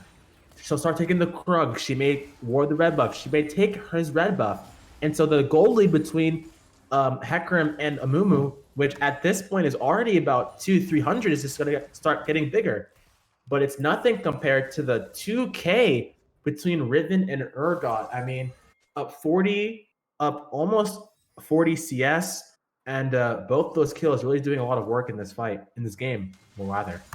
But look at the CSD in the bot lane right now. It's almost 60 in favor of Fusikist on the Samira. That could be the win condition. Keep in mind, she got 3 plates, plus she got first tower. So this Samira is absolutely beefy. But again, it all relies on the Black Shield. Twisted advance from Maokai. Twist the ulti from Maokai, the W from Maokai, the Malzahar ult, the Hecarim ulti, the Riven knockups. I mean, the Riven W even. There's a ton of things to stop Samira in this game, and I would like to see them utilize it a little bit more. As Hecarim comes in, Blood Urgot should be get fine. between the two towers. I don't see him getting out of this one. Riven going to finish him off. Now Fusic is trying to 1v2 in the mid lane. Ratatouille getting very low. The root going to land though, Maokai, and it's under tower. Unfortunate placement of the Fusicist under tower, and Weed Boots gets the shutdown. Even with the misplay from the Maokai using the ulti, and it took so long for the ulti to get there that Samir almost traded as the play still going on. Godinel trying to find a double kill in the backline, and he will, but one turning back around. Curse of the Sad Mummy going to slow down Burger King. He's trying to get out of this one, flash forward. Salix trying to find the bandage toss, and he will. Stun coming through. Burger King still trying to make his way out of this one, but he's going to get chased down. The Scuttle Crab here. The mouth is hard. Rap Wave's going to try to dissuade the engage from coming any further. Now Godinel is trying to be the front line. Nether Grasp's going to be used on the Diana. Godinel dashing forward, going to try to finish off the kill, but Burger King's going to take it. And now Burger King going to look for one more. Salix is now getting the kill turned around on him. Rap Wave's going to claim it with the Malefic Visions. Unfortunate. My goodness, Riven excels in long-range plays. The Conqueror, Samira. Musicus might be in trouble now. Hecarim trying to make the play. It's going to be the Inferno trigger. Blondizel walking away after that, but Weed Boots here as well. Could this be a re-engage? Not going to be the case just yet. I don't think it will be, Tiger, but I'm telling you, this game is heating up, baby. It's heating up. This is not a snooze fest. Riven is absolutely online. How broken is Gore Drinker, by the way? I mean, really balanced. She had about 8 health pots the whole time as Diana has DC'd, so we have a quick pause. But taking stock of the game as of right now, I mean, in that play, Riven used a lot of mechanics really well. A lot of cancel, just playing on the very, very edge of the Gore Drinker to try and dissuade, try and get a little bit of heals up, and dodging key ultimates with her E, dodging key, not ultimates, skill shots rather, dodging key skill shots with her E. Malzahar coming in for the backup to try and help his top laner. She ran all the way around the world and got 2 kills because of it, and so I really love the play coming through from Riven there. Taking stock of the game at large, 40 seconds till Ocean Soul Point for blue side here. 40 seconds. And so if they want to absolutely grasp this game by the hand and never let go, blue side is going to need to get this dragon. This is an incredible amount of pressure on Samira and an incredible amount of pressure onto the blue side to try and secure this game. They have 28 seconds. They're doing the Rift Herald right now. I think they may try to give this dragon to get Riven more towers and more plates, which I can't say I hate the atomization. I love the cost efficiency of it as they go in. Yeah, we're looking for a play in the mid lane. Not going to quite materialize just yet, but looking to get into the bot side river, start to get vision. That the root gonna land. That's about 40% chunk off of Blondizel. We'll see if that impacts the fight. Oh, they already used the Black Shield. That's big. That's a big cooldown wasted. They've already used the Black Shield. They have now a nice solid window as Twitch gets got. Going to be into the grinder for Ratatouille. And this could be enough of a zoning. Nether Grasp going to be used on Salix. Salix going down. That's the jungler. That's the smite. Fusic is trying to focus the Drake. But meanwhile, it's Godinel in the backline trying to find the kills. Not going to happen just yet. Going to get knocked back with the Bramble Smash. And Blondizel going to claim the kills. And now this Drake is going to be in trouble. Blondizel going to find Fusicus first, going to force the flash out and still going to find the kill. Smiting him down. There's no one in the area. Yeah, and if you look at a lot of vision, basically a lot of blue side's bot side vision is absolutely seen by the assassin, but all the wars from the red side, they felt like they had the thing to start the dragon. And again, Twitch got in the beginning of the fight. It looked really, really good. Twitch was absolutely sniped out by the Urgot, but again, outside of the initial damage from Diana, and there's no extended damage. Urgot's your 1, kind of extended damage assurance policy, and he's years behind Riven and anybody else of being useful. And so after Diana uses her whole combo, picks off the Maokai, they have no damage left. And so Riven has space to operate. Hecarim has space to operate. These are not gonna die very quickly. And so they kind of used those abilities to kind of get into the back line, and Samir just couldn't do anything about it. Morgana, at the beginning of the fight, wasted the Black Shield too early, and I love to see her itemization. Yeah, she's only now starting to max it, and so the Black Shield is not going to last very long, or is going to be on a very short cooldown. Yeah, a little bit of an overstay and not great communication in that fight for Vastaya Crimson. They do have the 1 game lead, but they're in trouble of going to game 3 here right now. Yeah, exactly. And I really, really think that this game is looking very, very difficult. 3 dragons. The 4th dragon is up in 3.5 minutes, and the Baron is alive. And so what Blue Side could do is trade the Ocean Dragon for the Baron if they felt they need to. They tried to do this last game. They had the Baron stolen. Oh, the enemy team tried to do this last game. BCB. No, Gonna Star Crimson has get rooted up trying to find the ulti, but no good. And now the fleeing going on to a couple more with the onslaught of shadows. It's a double kill for Burger King. They're looking for more. Flash onto the back line with a 3rd Q. Nether Grasp starting to burn down. It's a triple kill. Looking for more and trying to go in on the back line. It's a 5-for-0 full ace, a quadra kill for Burger King, and BCB is headed to Baron. Report Malzahar for stealing pentakill. Oh my goodness. Riven had the penta, man. Why you gotta take it from her? Again, a beautiful fight played. Morgana getting caught out, wasting the Black Shield yet again. We talked about it in draft select, as Morgana has a lot of weight on her shoulders for this game, and it looks like she is starting to crumble a little bit. As Blue Side has just kind of woken up. They saw game 1 and like, all right, guys, we got to wake up now. We got to try and win. And they got Riven. She took a counter matchup. Urga is not supposed to lose to Riven, but good wave management really took this matchup off, and she used that to kind of transition the gold to the other side lanes. Well, with this Baron buff, it will be time to push in the minion waves, trying to gain some towers and gain some space before ultimately, right at the end of the Baron buff, is going to be the spawn of the 4th Drake. They got it so early that they have plenty of time to still set up. It's not going to be the next Ocean Drake just going over as the trade. They can try to take it all. Yeah, what I'd love to see here is a 1-3-1. You put Riven and Malzahar in a side lane. They both have double TVs available. How do Red Side ever fight them? Diana is not going to win against a Malzahar. Malzahar will just shove her in for 20,000 years, and Urgot is so stunted that he cannot legitimately fight Riven. How will they ever contest this? What they should do is put Hecarim and Maokai to protect Twitch in the mid lane, and then have Riven and Malzahar on the side lane. But what they're doing right now is really bad. Red Side's comp relies on them grouping up. That's the only way they can lose this game, is if they get wombo comboed. So why are we giving them the wombo combo opportunity? Just everybody push out the lanes, spread out. The dragon's up in 30 seconds. You have double TP, put pressure on them to respond to the waves, and then move to the dragon pit.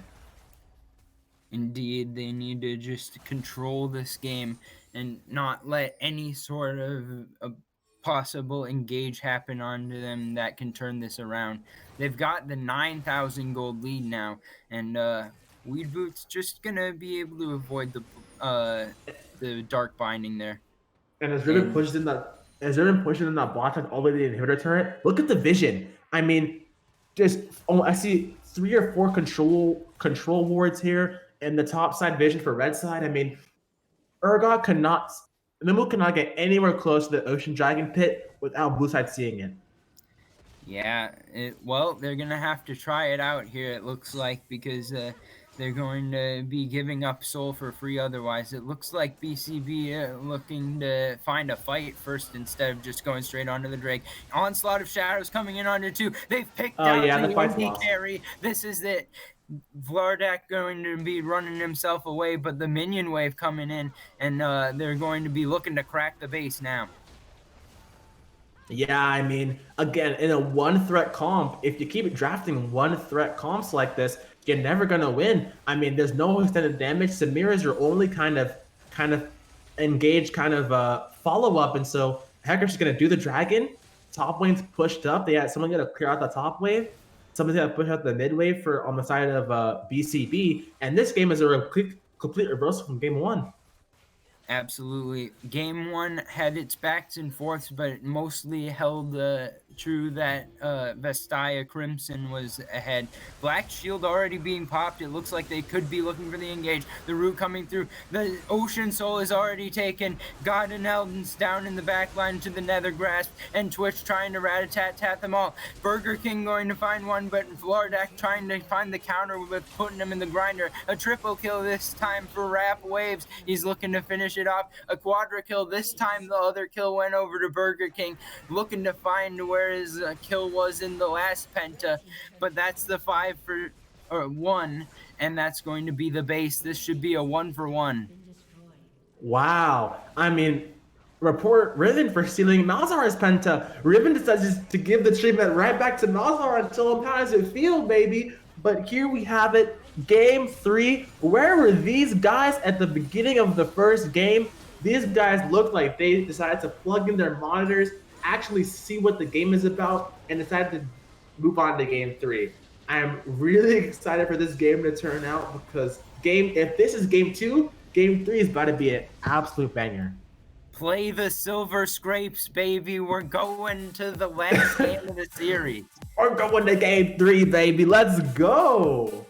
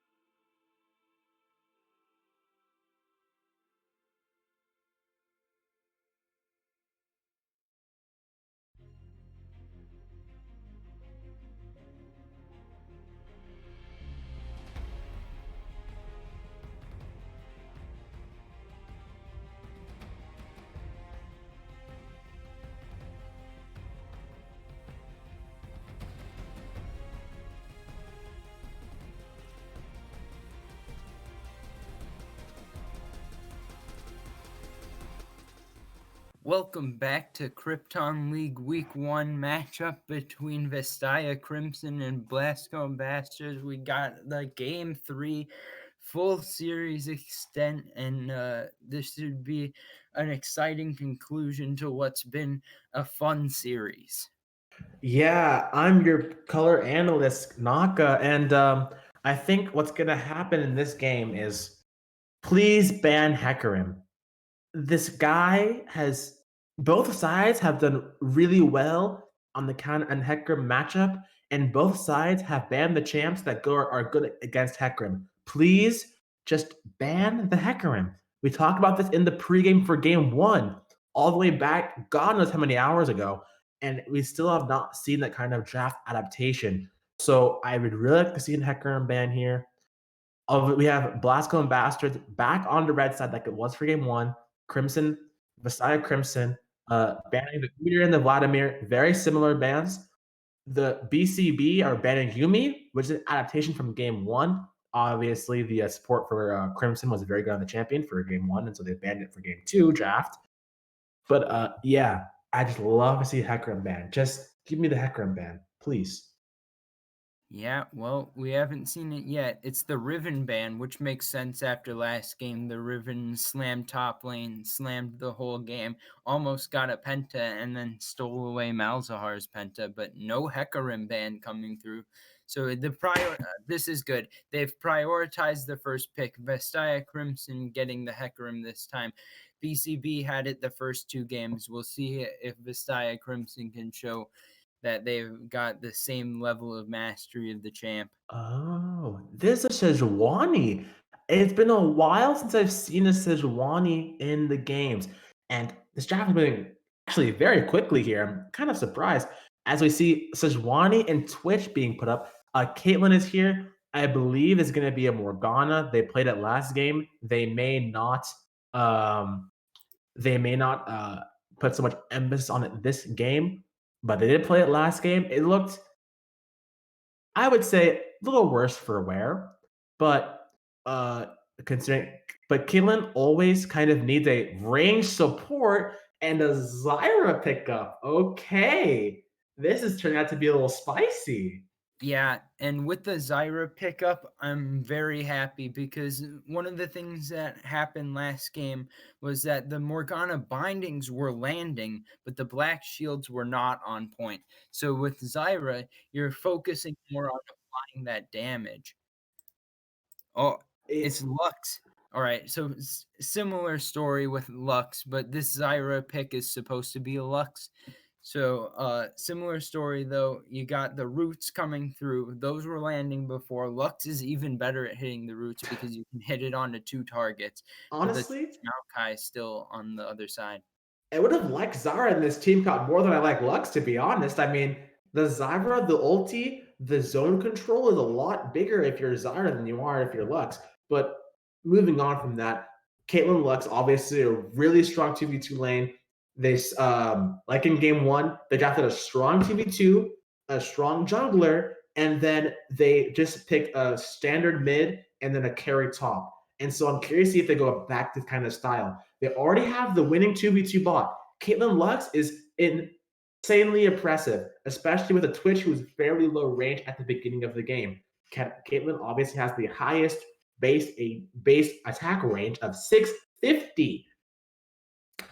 Ryan should probably look at that, but a 650 basic auto attack range is going to be super impressive in lane against a Twitch and a Maokai. And so I'm really curious to see how they get out of laning phase. As Malzahar is picked up as a blind pick, they're saving their counter pick for their top laner. And Yeah. I like this because obviously, I mean, in game 1, the top lane was kind of meh, a wash.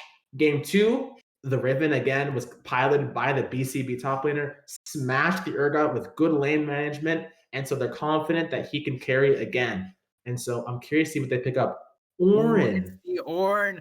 This is the team fight all coming together. You got the Hecarim, you got the Ornn. Caitlyn has all the range you need to do damage. Lux going to be providing shields from the back line and potentially looking for picks as well.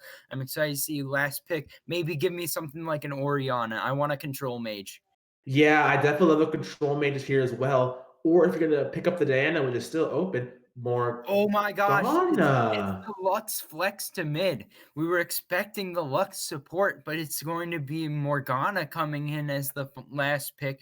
This could be the support Morgana. Lux all of a sudden making more sense, as you can expect the ult to be doing now a lot of damage, as you're going to get the gold income from farming the mid lane. And the Lux being flexed against the Malzahar is going to match that range and match Oh the wave clear. no, Nar. Oh my god. I wasn't hating the BCB draft until then, but I was kind of meh on the draft until the Nar pickup. I mean, oh my goodness, this draft is already awful. Okay.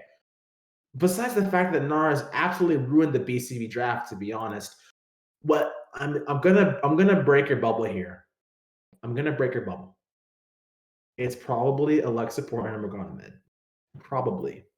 You The think? reason being is the fact that Maokai, I don't necessarily know the specific matchup, but I believe that Maokai definitely beats Morgana. And so counter picking yourself would not make a lot of sense here. Exactly. Morgana does lose to Maokai, and so this is more likely a Morgana mid, which is good into Malzahar, because she can have a lot of lane pressure, can use her tormented soul to start farming really easily. And so this is far more likely a Morgana mid and a Lux support, which is good into Maokai and can kind of have the same role that Morgana does.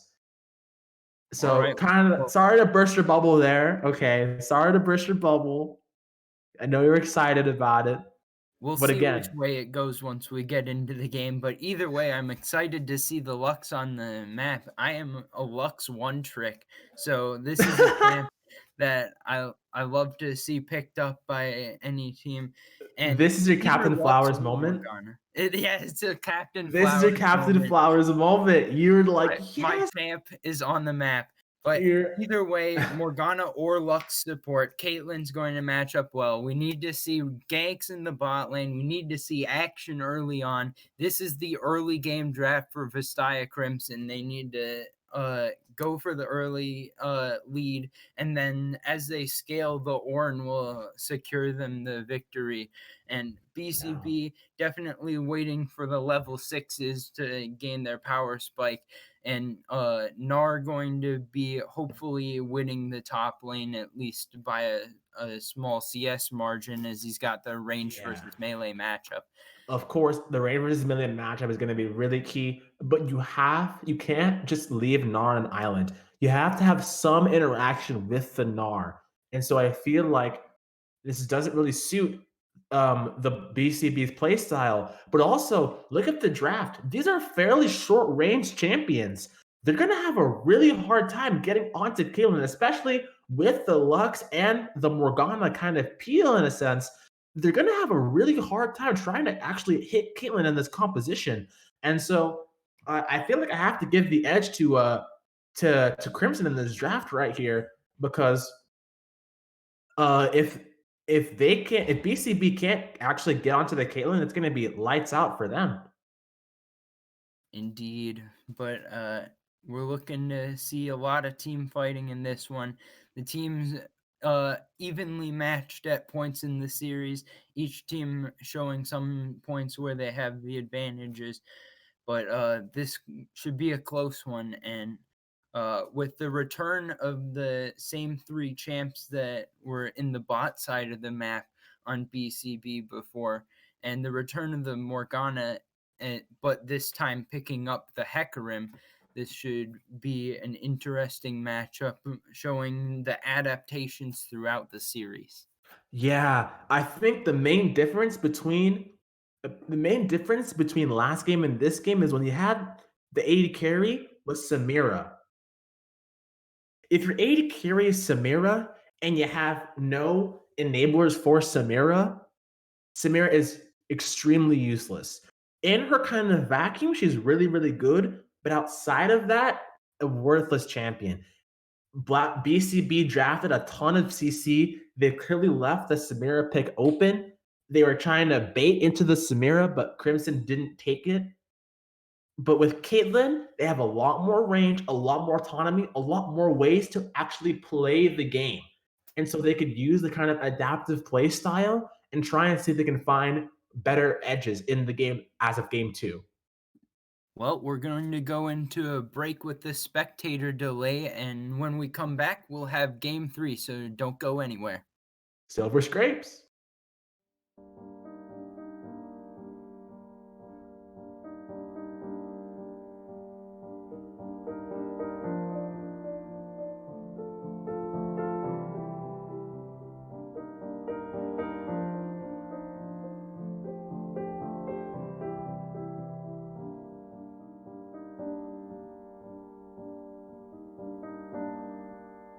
Every child in Valorant has heard the tale before about the cursed mummy boy who felt his heart no more. So sad and lorn, the helpless lad, Amumu was his name. He ventured out to find a friend and learn about his bane.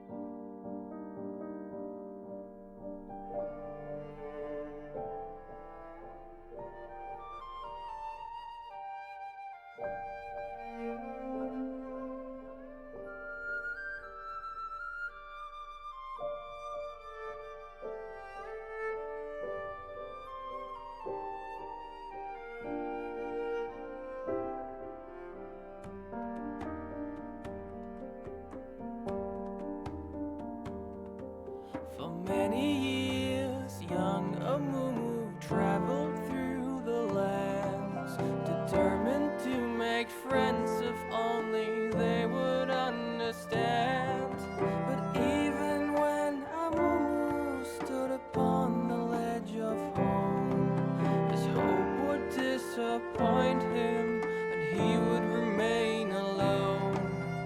But then the curse began to whisper in his ear. It would confirm what was Amumu's biggest fear. It pledged that never shall someone become his friend. It pledged that he shall be alone until his end. But sorrow and despair became too much to bear.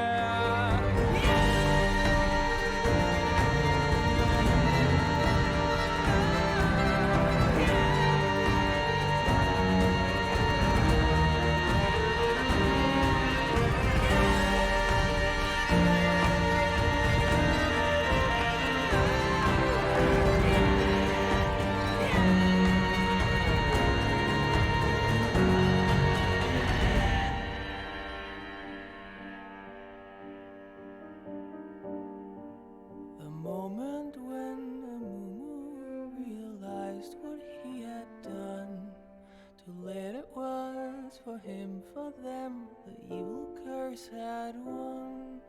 The anger and the anguish overwhelmed his fragile soul and caused a wicked tantrum that he never could control.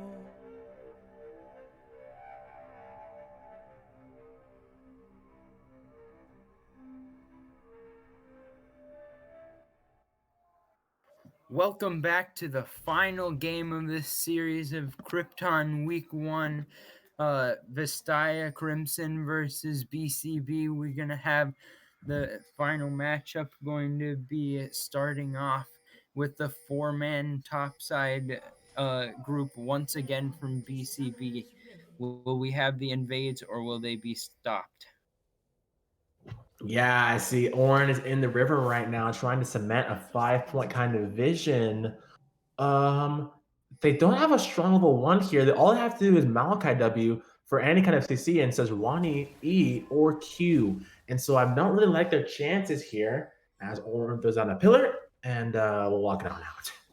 As we see the adaptation coming through here, Mount Orin took Aftershock. Very, very peculiar.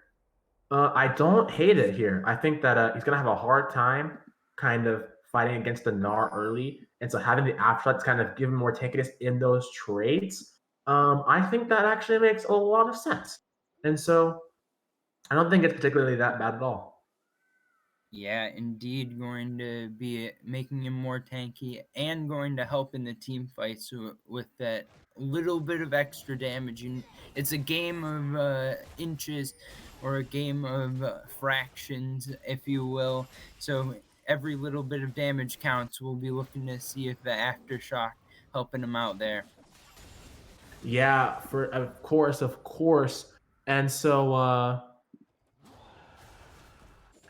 I'm definitely curious. Hecarim is doing his red buff into Krugs, into Raptors, pathing towards probably top side or bot side. He's not really looking to have any mid prio at all, but it's definitely looking for that bot kind of priority. And so I would be amiss if he says he doesn't push for the bot crab here against the Sejuani.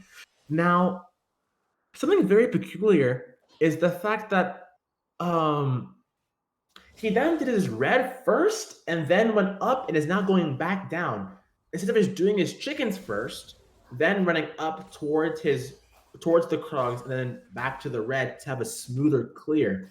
Very, very peculiar, and I don't necessarily understand why he would necessarily do that. Hejwani, on the other hand, is taking the exact opposite path, and it's started on her blue side, and is now on her Raptors right now. They're at the clear at the same time, but crucially, Gnar got a ward on Hecarim's blue and Gromp. And so Red Side knows 100% full information as to Hecarim, where Hecarim is. I'd be curious to see. Gnar has top prio, so it may look to either defend this crab or go for a Gromp steal. Wow. That's definitely really risky. He's not seen on vision. Just getting a little bit of a deeper ward from the top side there. But as Hecarim, what you should do is run immediately to your wolves and then do the bot crab. Such you cannot fight for the bot crab. You have no top prio at all whatsoever. It's literally an Orin, okay? So run straight to mid. Ignore Malzahar. He's not useful right now. Ignore him. Oh, that's Sejuani coming in. Okay. Yeah. Sejuani going through, not going to quite find anything there, but no harm. No harm, no foul. Nothing ventured, nothing gained, as we like to say. And so, secure the top crab, and you're here for the Gromp respawn. You know that Sejuani started bot side rather, so you can look to get a cheeky invade on the Gromp here. Decides not to go for it. Decides to just go for his Krug respawn, into Raptor respawn, into probably a base. And so I'd be really, really amiss to see how that's going to turn out. Sejuani, on the other hand, is doing the exact same path, is now on her Gromp respawn, and the wave is pushing towards Gnar, so Orin is a little overextended. I'm curious to see if a gank comes out here. Blondazil here looking for the gank, just going to channel the recall though as the next wave approaches. And Drake is spawning soon as well. 20 seconds is the first Infernal Drake of the game once again. Orin is just stalling Sejuani's base. I love this movement right here. Now Sejuani will be late to her bot camp respawn. And so what Sejuani's going to do is she's going to run from base, buy her items as Maokai. Ooh, big trade onto the Maokai, and look at this CSD in the bot lane. Just absurd. They cannot walk. Caitlyn Lux, super impressive, already has taken one plate, as Hecarim has full bot side immunity because they know that Sejuani was not there, so they can start the dragon with full information. I'll be curious to see if Sejuani gets here in time. She has no idea this is happening, and I think it's just gone. Yeah, just going to be first Drake of the game, going back to Vastaya Crimson this time around. Okay, so Hecarim is basing now. Can now base, buy his items, run immediately to his wolf respawn, his Gromp respawn, and then invade, if you can, Sejuani's chickens. that would be a really smart play. Sejuani can either go, is probably going to go for the bot crab here. Is probably to go for the bot crab maybe, even though she has no bot per hour. She knows bot has to base soon. They have not based yet, so they're gonna have to base soon. She now goes to his chickens, goes to her Gromp, and so this is playing with distinct information. Nar hit 6, almost mega. Yeah, could go mega, but not going to have a wave to dive the tower with, and with the jungler not nearby, not going to risk that quite yet. Okay, Hector goes up one camp. This is mainly the dragon. He's now taking his bot side of camps. The bot crab is spawning. He will have basically permanent bot prio in this game. Basically permanent. Caitlyn Lux are excellent at just shoving out waves and just pushing. Hecarim should either gank Gnar right here. Yeah, and it looks like that's what it's going to be. Level 6 taking over from Lardak. It's going to be the escape interrupted with the devastating Beautiful charge. interrupt.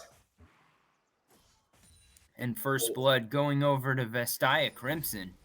Wow, a perfect invade. And you know she's about to catch the wave. So what you do right now, use your Morgana, use your bot prio, immediately get the bot crab, and then move right towards your bot side camps. So you already know Sejuani camps are down. You already press tab, hopefully. You know Sejuani's camps are down. You run straight to ignore Malzahar. Malzahar is irrelevant. Go straight for the bot crab because you have full bot prio. You should at least have it soon. You should then go take the chickens, go to the bot crab as soon as possible. You know Sejuani shot on the wave, you have at least 30 seconds. Get the bot crab, then go back and grab your camps.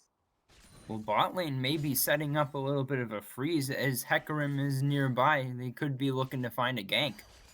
Yeah, it's not a freeze. It's still pushing towards them. It's not a freeze. Next wave will be the freeze as getting a little aggressive. No. As you see, not gonna have any mid prime now, so Hecarim cannot actually get this crab, but he is here for the dive if it were to happen, which I don't think it will.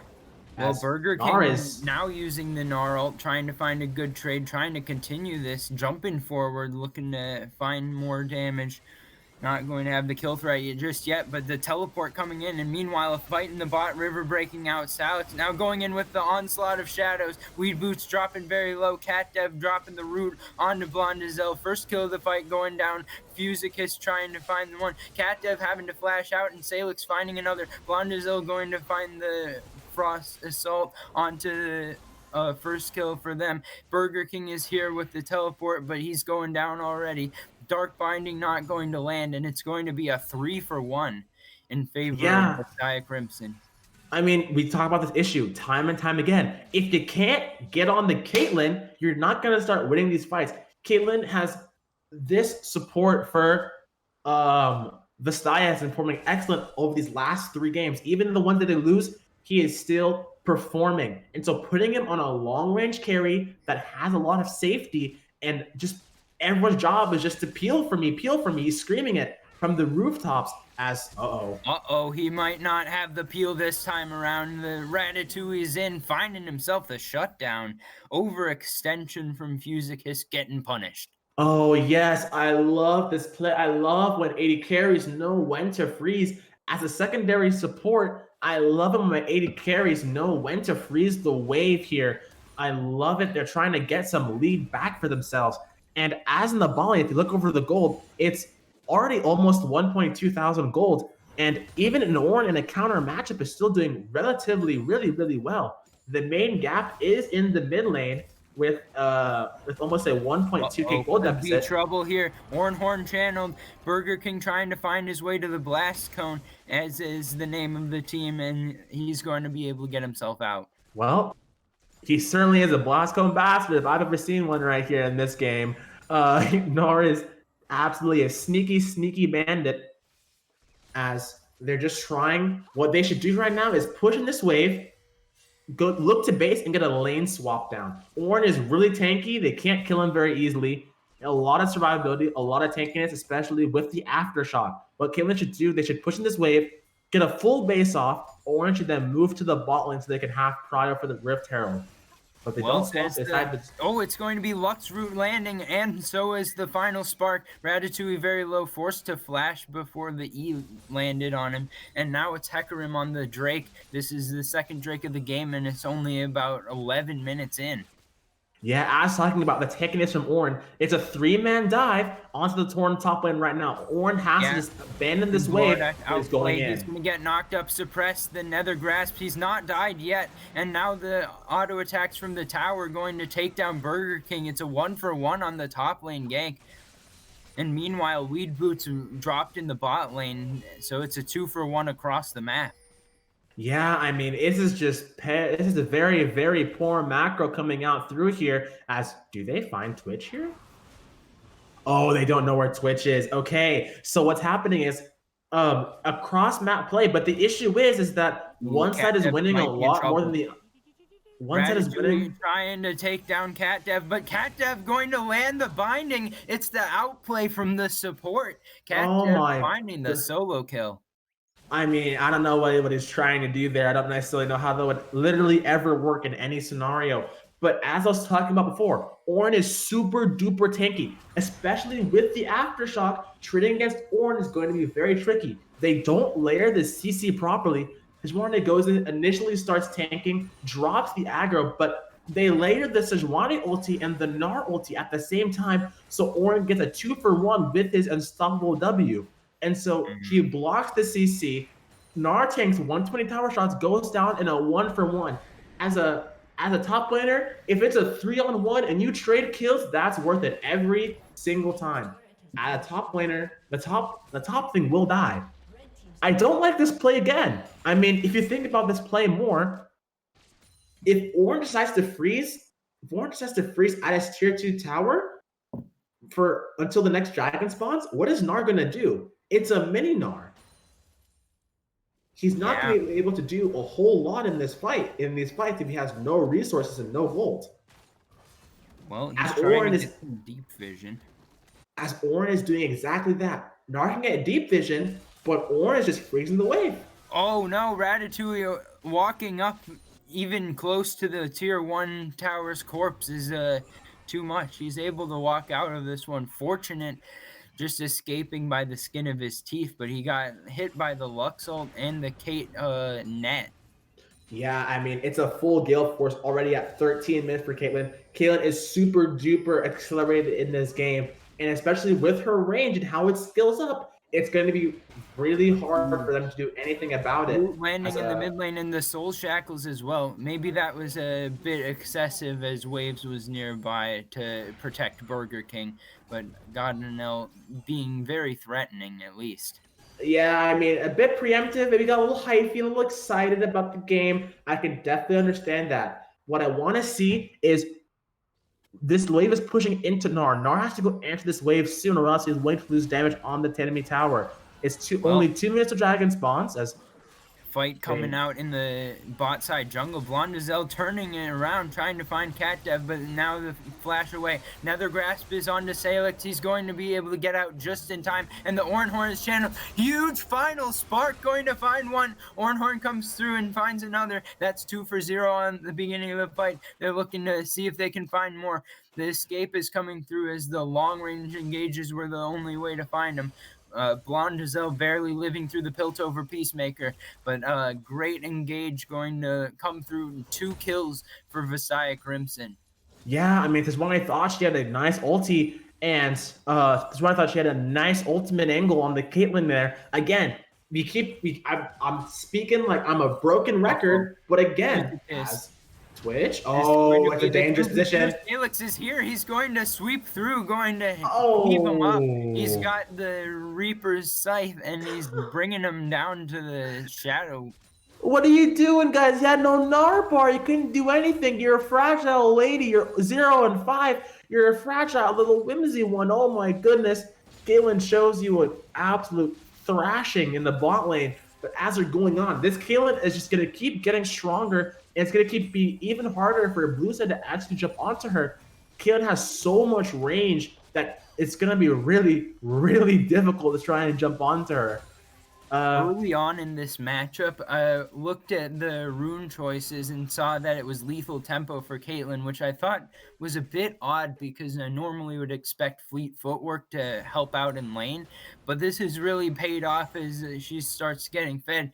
As she's going towards the late game, you're going to see that auto attacks starting to come out really fast, and from still all that range going to be the Gale Force gives her the extra movement speed that she might be missing. So she's got it all now. The lethal tempo really coming through. And just in a quick addition, as blue side is going to get to this dragon with absolutely zero contest, they can't contest that they're fighting for the third dragon. I like this play from red side. You're already down a lot of gold. You can't fight for this dragon. Hold out, farm your waves, fight for the next one. Now, in addition, with the lethal tempo, Caitlyn's passive, those headshots are going to keep going in more rapid as she gets more attack speed. She's going to keep getting more headshots, which means more empowered auto attacks, which is enabled by the lethal tempo. And so it's going to be a nightmare trying to get onto this kid when he's headshotting you every third or fourth auto attack. He's just headshotting you for 10,000 damage, and you can't touch it because he has so much range. Absolutely, but we found a little bit of a quiet spot, so let's check in on some of the items. We got Gale Force for the Caitlyn and Sunfire for the Ornn. Those are the only mythics complete so far for Vastaya Crimson. And it's going to be the Stride Breaker for the Gnar. Of course, it's what we normally expect to see, but he is feeling kind of far behind right now. He might be trying to get caught out as well. He's going to miss the Gnar ult. Oh, he tried the Gnar out, but the Gnar out was too far out, and ladies and gentlemen. But I want to point out one thing. The Divine Blunder from Hecarim here. He's building a Divine Blunder. It's so bad. Every Hecarim's itemization today, I believe it's been this guy 3 times in a row, is 0 for 3 on Hecarim proper itemization. Even if you thought it was a good idea in this game, it's most assuredly not. I mean, I can't think of a better game to go full tank with besides a Twitch who's hasn't farmed very well, and Amalthor can just jump onto, so that doesn't really matter all that much besides the ulti. But I just can't think of a worse comp to play into, a worse item to play against this comp as. I mean, you need the movement speed to engage, to jump on Twitch, jump on Malzahar, and you're giving it up for a little bit of armor penetration. It doesn't make a lot of sense to me, if I'm being completely honest, as the retail is being started. I don't think they need to burger flip this. Twitch is getting a lot of solo time on the side lane. And so I feel like keeping Caitlyn down there or keeping somebody down there to soak up all that XP that's being lost tower right now is more important than getting a Rift Herald at 18.5 minutes. Yeah, second Rift Herald, definitely not as effective as the first with no plates to get.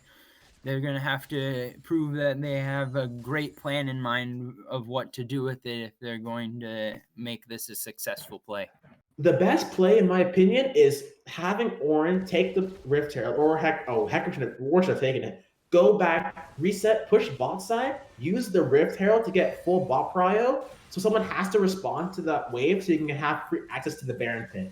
That's the best play out of using the Rift Herald.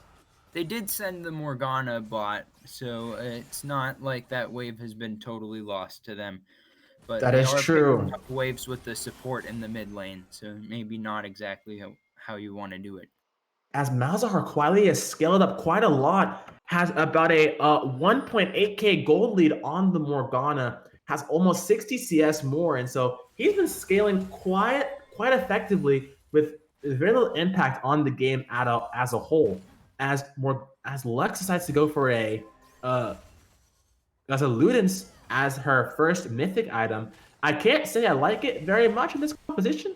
I feel like having an Imperial Mandate would have been a lot better for Caitlyn, but alas, I guess she's 2-1 and 4. She's feeling powerful. I respect it. Put a Dark Seal on top of it. Start stacking up some damage. Yep. What we're waiting for is the Magi's. That's what we need to do. We need to wait for the Magi's Soul Stealer at 2 stacks. That's what we need to see. As cracks the tier 2, is about to crack the tier 3 if they're not careful. Yeah, the Glacial Prison going wide as well, and it's just going to be Weed Boots dropping early. The Nether Grasp going to find the kill on the Godinel. Will that be enough to turn the fight? Blondizel has gone down to Fusicist, so it's a 2-for-1, and Fusicist is not done yet, trying to go over the wall. Not finding it just yet, but the Lux Light Binding going to land, and that's certainly another kill coming through for Fusicist. And this is the push into the base for Vastaya Crimson. Yeah, I mean, a little overstep here, a little overstep there matters a lot. What Vastaya have done is they've just said, screw it, dude. We're drafting winning bots, scaling. We're just drafting a winning bot lane. That's been the only difference between games 1 and games 3 is the fact that they've drafted a lane dominant bot lane, have smashed BCB, and then have transitioned that lead over to the rest of the map. On the contrary, BCB tried to do the same thing they did last time. They tried to say, okay, let's pick. We have 2 lane dominant players. We have a lane dominant top laner. Give them the counter pick so they can try and carry. Are they going for Baron? They can't do this. This is bold. The Cloud Soul just picked up now by the side of Vastaya Crimson and backing away from the Baron now, but that would have been wacky. Yeah, it's a good call. They can't do it. Twitch is not the items yet. He only has 1 item to the Caitlyn bought a QSS. That's how fed Caitlyn is right now. She knows that she is the wicked. She knows that she is the only one that actually cannot die in these fights. So she actually just went and bought a straight QSS, trying to have more survivability. I like the atomization. I love the play. And also a stopwatch coming in for Morgana. I like to see the adaptation here from the Morgana. Built a Leandries this game. I think I like it still. It's not what I would have preferred. I would have preferred one of the 2 carries go Imperial Mandate for Caitlyn, but alas, I can't. Beggars can't be choosers, and I think Leandries is solid by this game regardless. Yeah, well, they've already got a lot of damage right now, so they're really looking to push for the win as soon as possible by building these AP items. They're looking to find the damage and shut down any chances of BCB coming back into this one. They started up the Baron.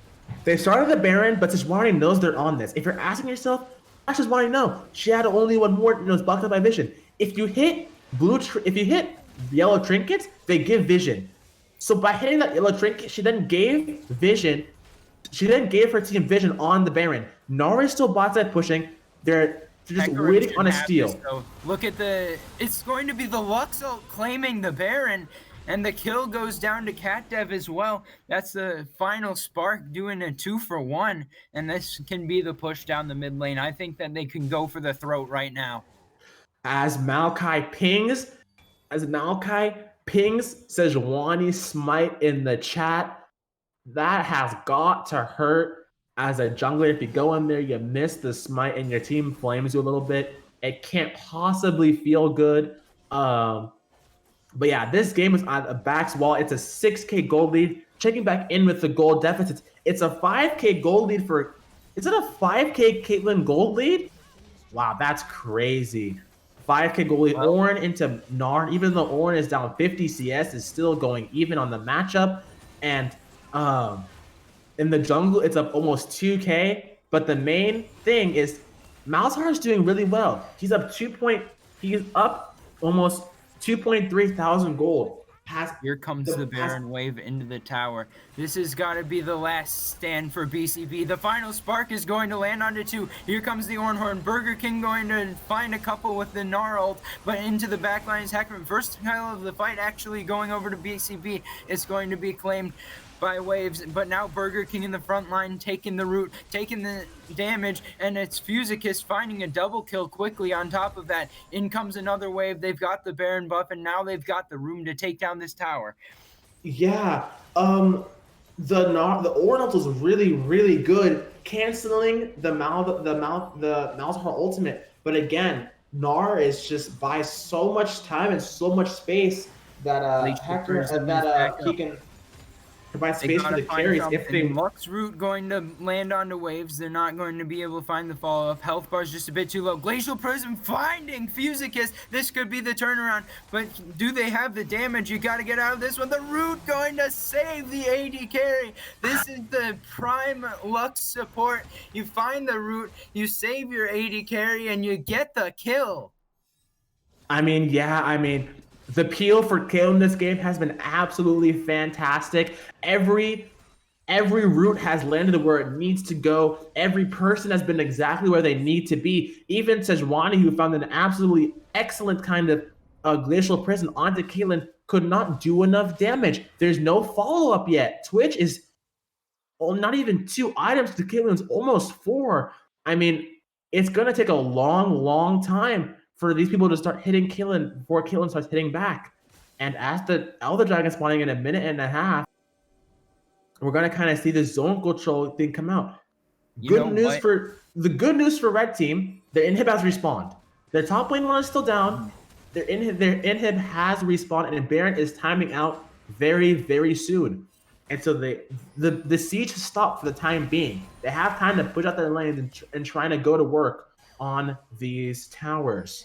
Is Fusicus too far forward? CatDev here with him. Now it's going to be Onslaught of Shadows just finding the Sejuani. Blondazil going to go down pretty quickly here. It's the damage Hecarim going to find the first kill of the fight. Ornhorn channeled, but that's just going to give them the zone that they need to get back into killing some of these towers. Yeah. Like Sejuani caught a little too far out. They thought they got Caitlyn with the Maokai flank. Wasn't what they thought it was going to be, as they just kind of siege. Trying to siege against the fed Caitlyn and trying to defend against the fed Caitlyn is absolutely miserable. There's so many skill shots going left and right. The traps going through, and Caitlyn's doing 1,000 damage per crit right now, and it's a nightmare if you're trying to defend against this. Yeah, and smart play there by Godinel taking the turret. Oh my gosh, it's going to be the Gale Force forward. Fusicus almost one-shotting Ratatouille. Now throwing down the ace in the hole. They're going to try to end it now. Vardak is going to try to zone off Blondazil here. Just being the big beefy tank in the front line. They've already got one Nexus tower down. It's going to be a focus onto another inhibitor. They're trying to clear out the wave. They've got the next one. And now it's Elder Drake has spawned, so perhaps they will retreat to that. Yeah, they can't end that game in that position. They don't have the minion wave. Run to the Elder Dragon, secure the Elder Dragon, and then push out your lanes. But Red Side has decided they have to do or die right here. They're just suiciding for it. Ornborn, but Gnar onto 3, finding the shotgun. Goodness. Double kill going over. Salix trying to go into the back line, going to get one. Burger King getting very low. Vlardek starting to burn as well, but it's a 3-for-1 so far in the fight, and it's going in the favor of BCB. Oh my goodness gracious, BCB at the 11th hour, find the fight, and Sejuani, no, please, Sejuani, run. Oh, okay. No. Fusicus is chasing down Waves. Vlardek here as well, going to try to get onto him. Waves going to try to buy himself some space, finding a silence, finding the stopwatch. It's going to be the kill starting to go over. Fusicus gets the first one, going to get 2, but Ratatouille turns it around on him. Burger King getting 1 as well. Vlardek has to find his way out of this one. That instance is a 2-for-1, but there's minions in the base. Yeah, I mean, oh my goodness, the BCB have decided, Burger King has decided to burger flip every fight. They're just flipping every fight, and every fight is coming up heads for BCB right now.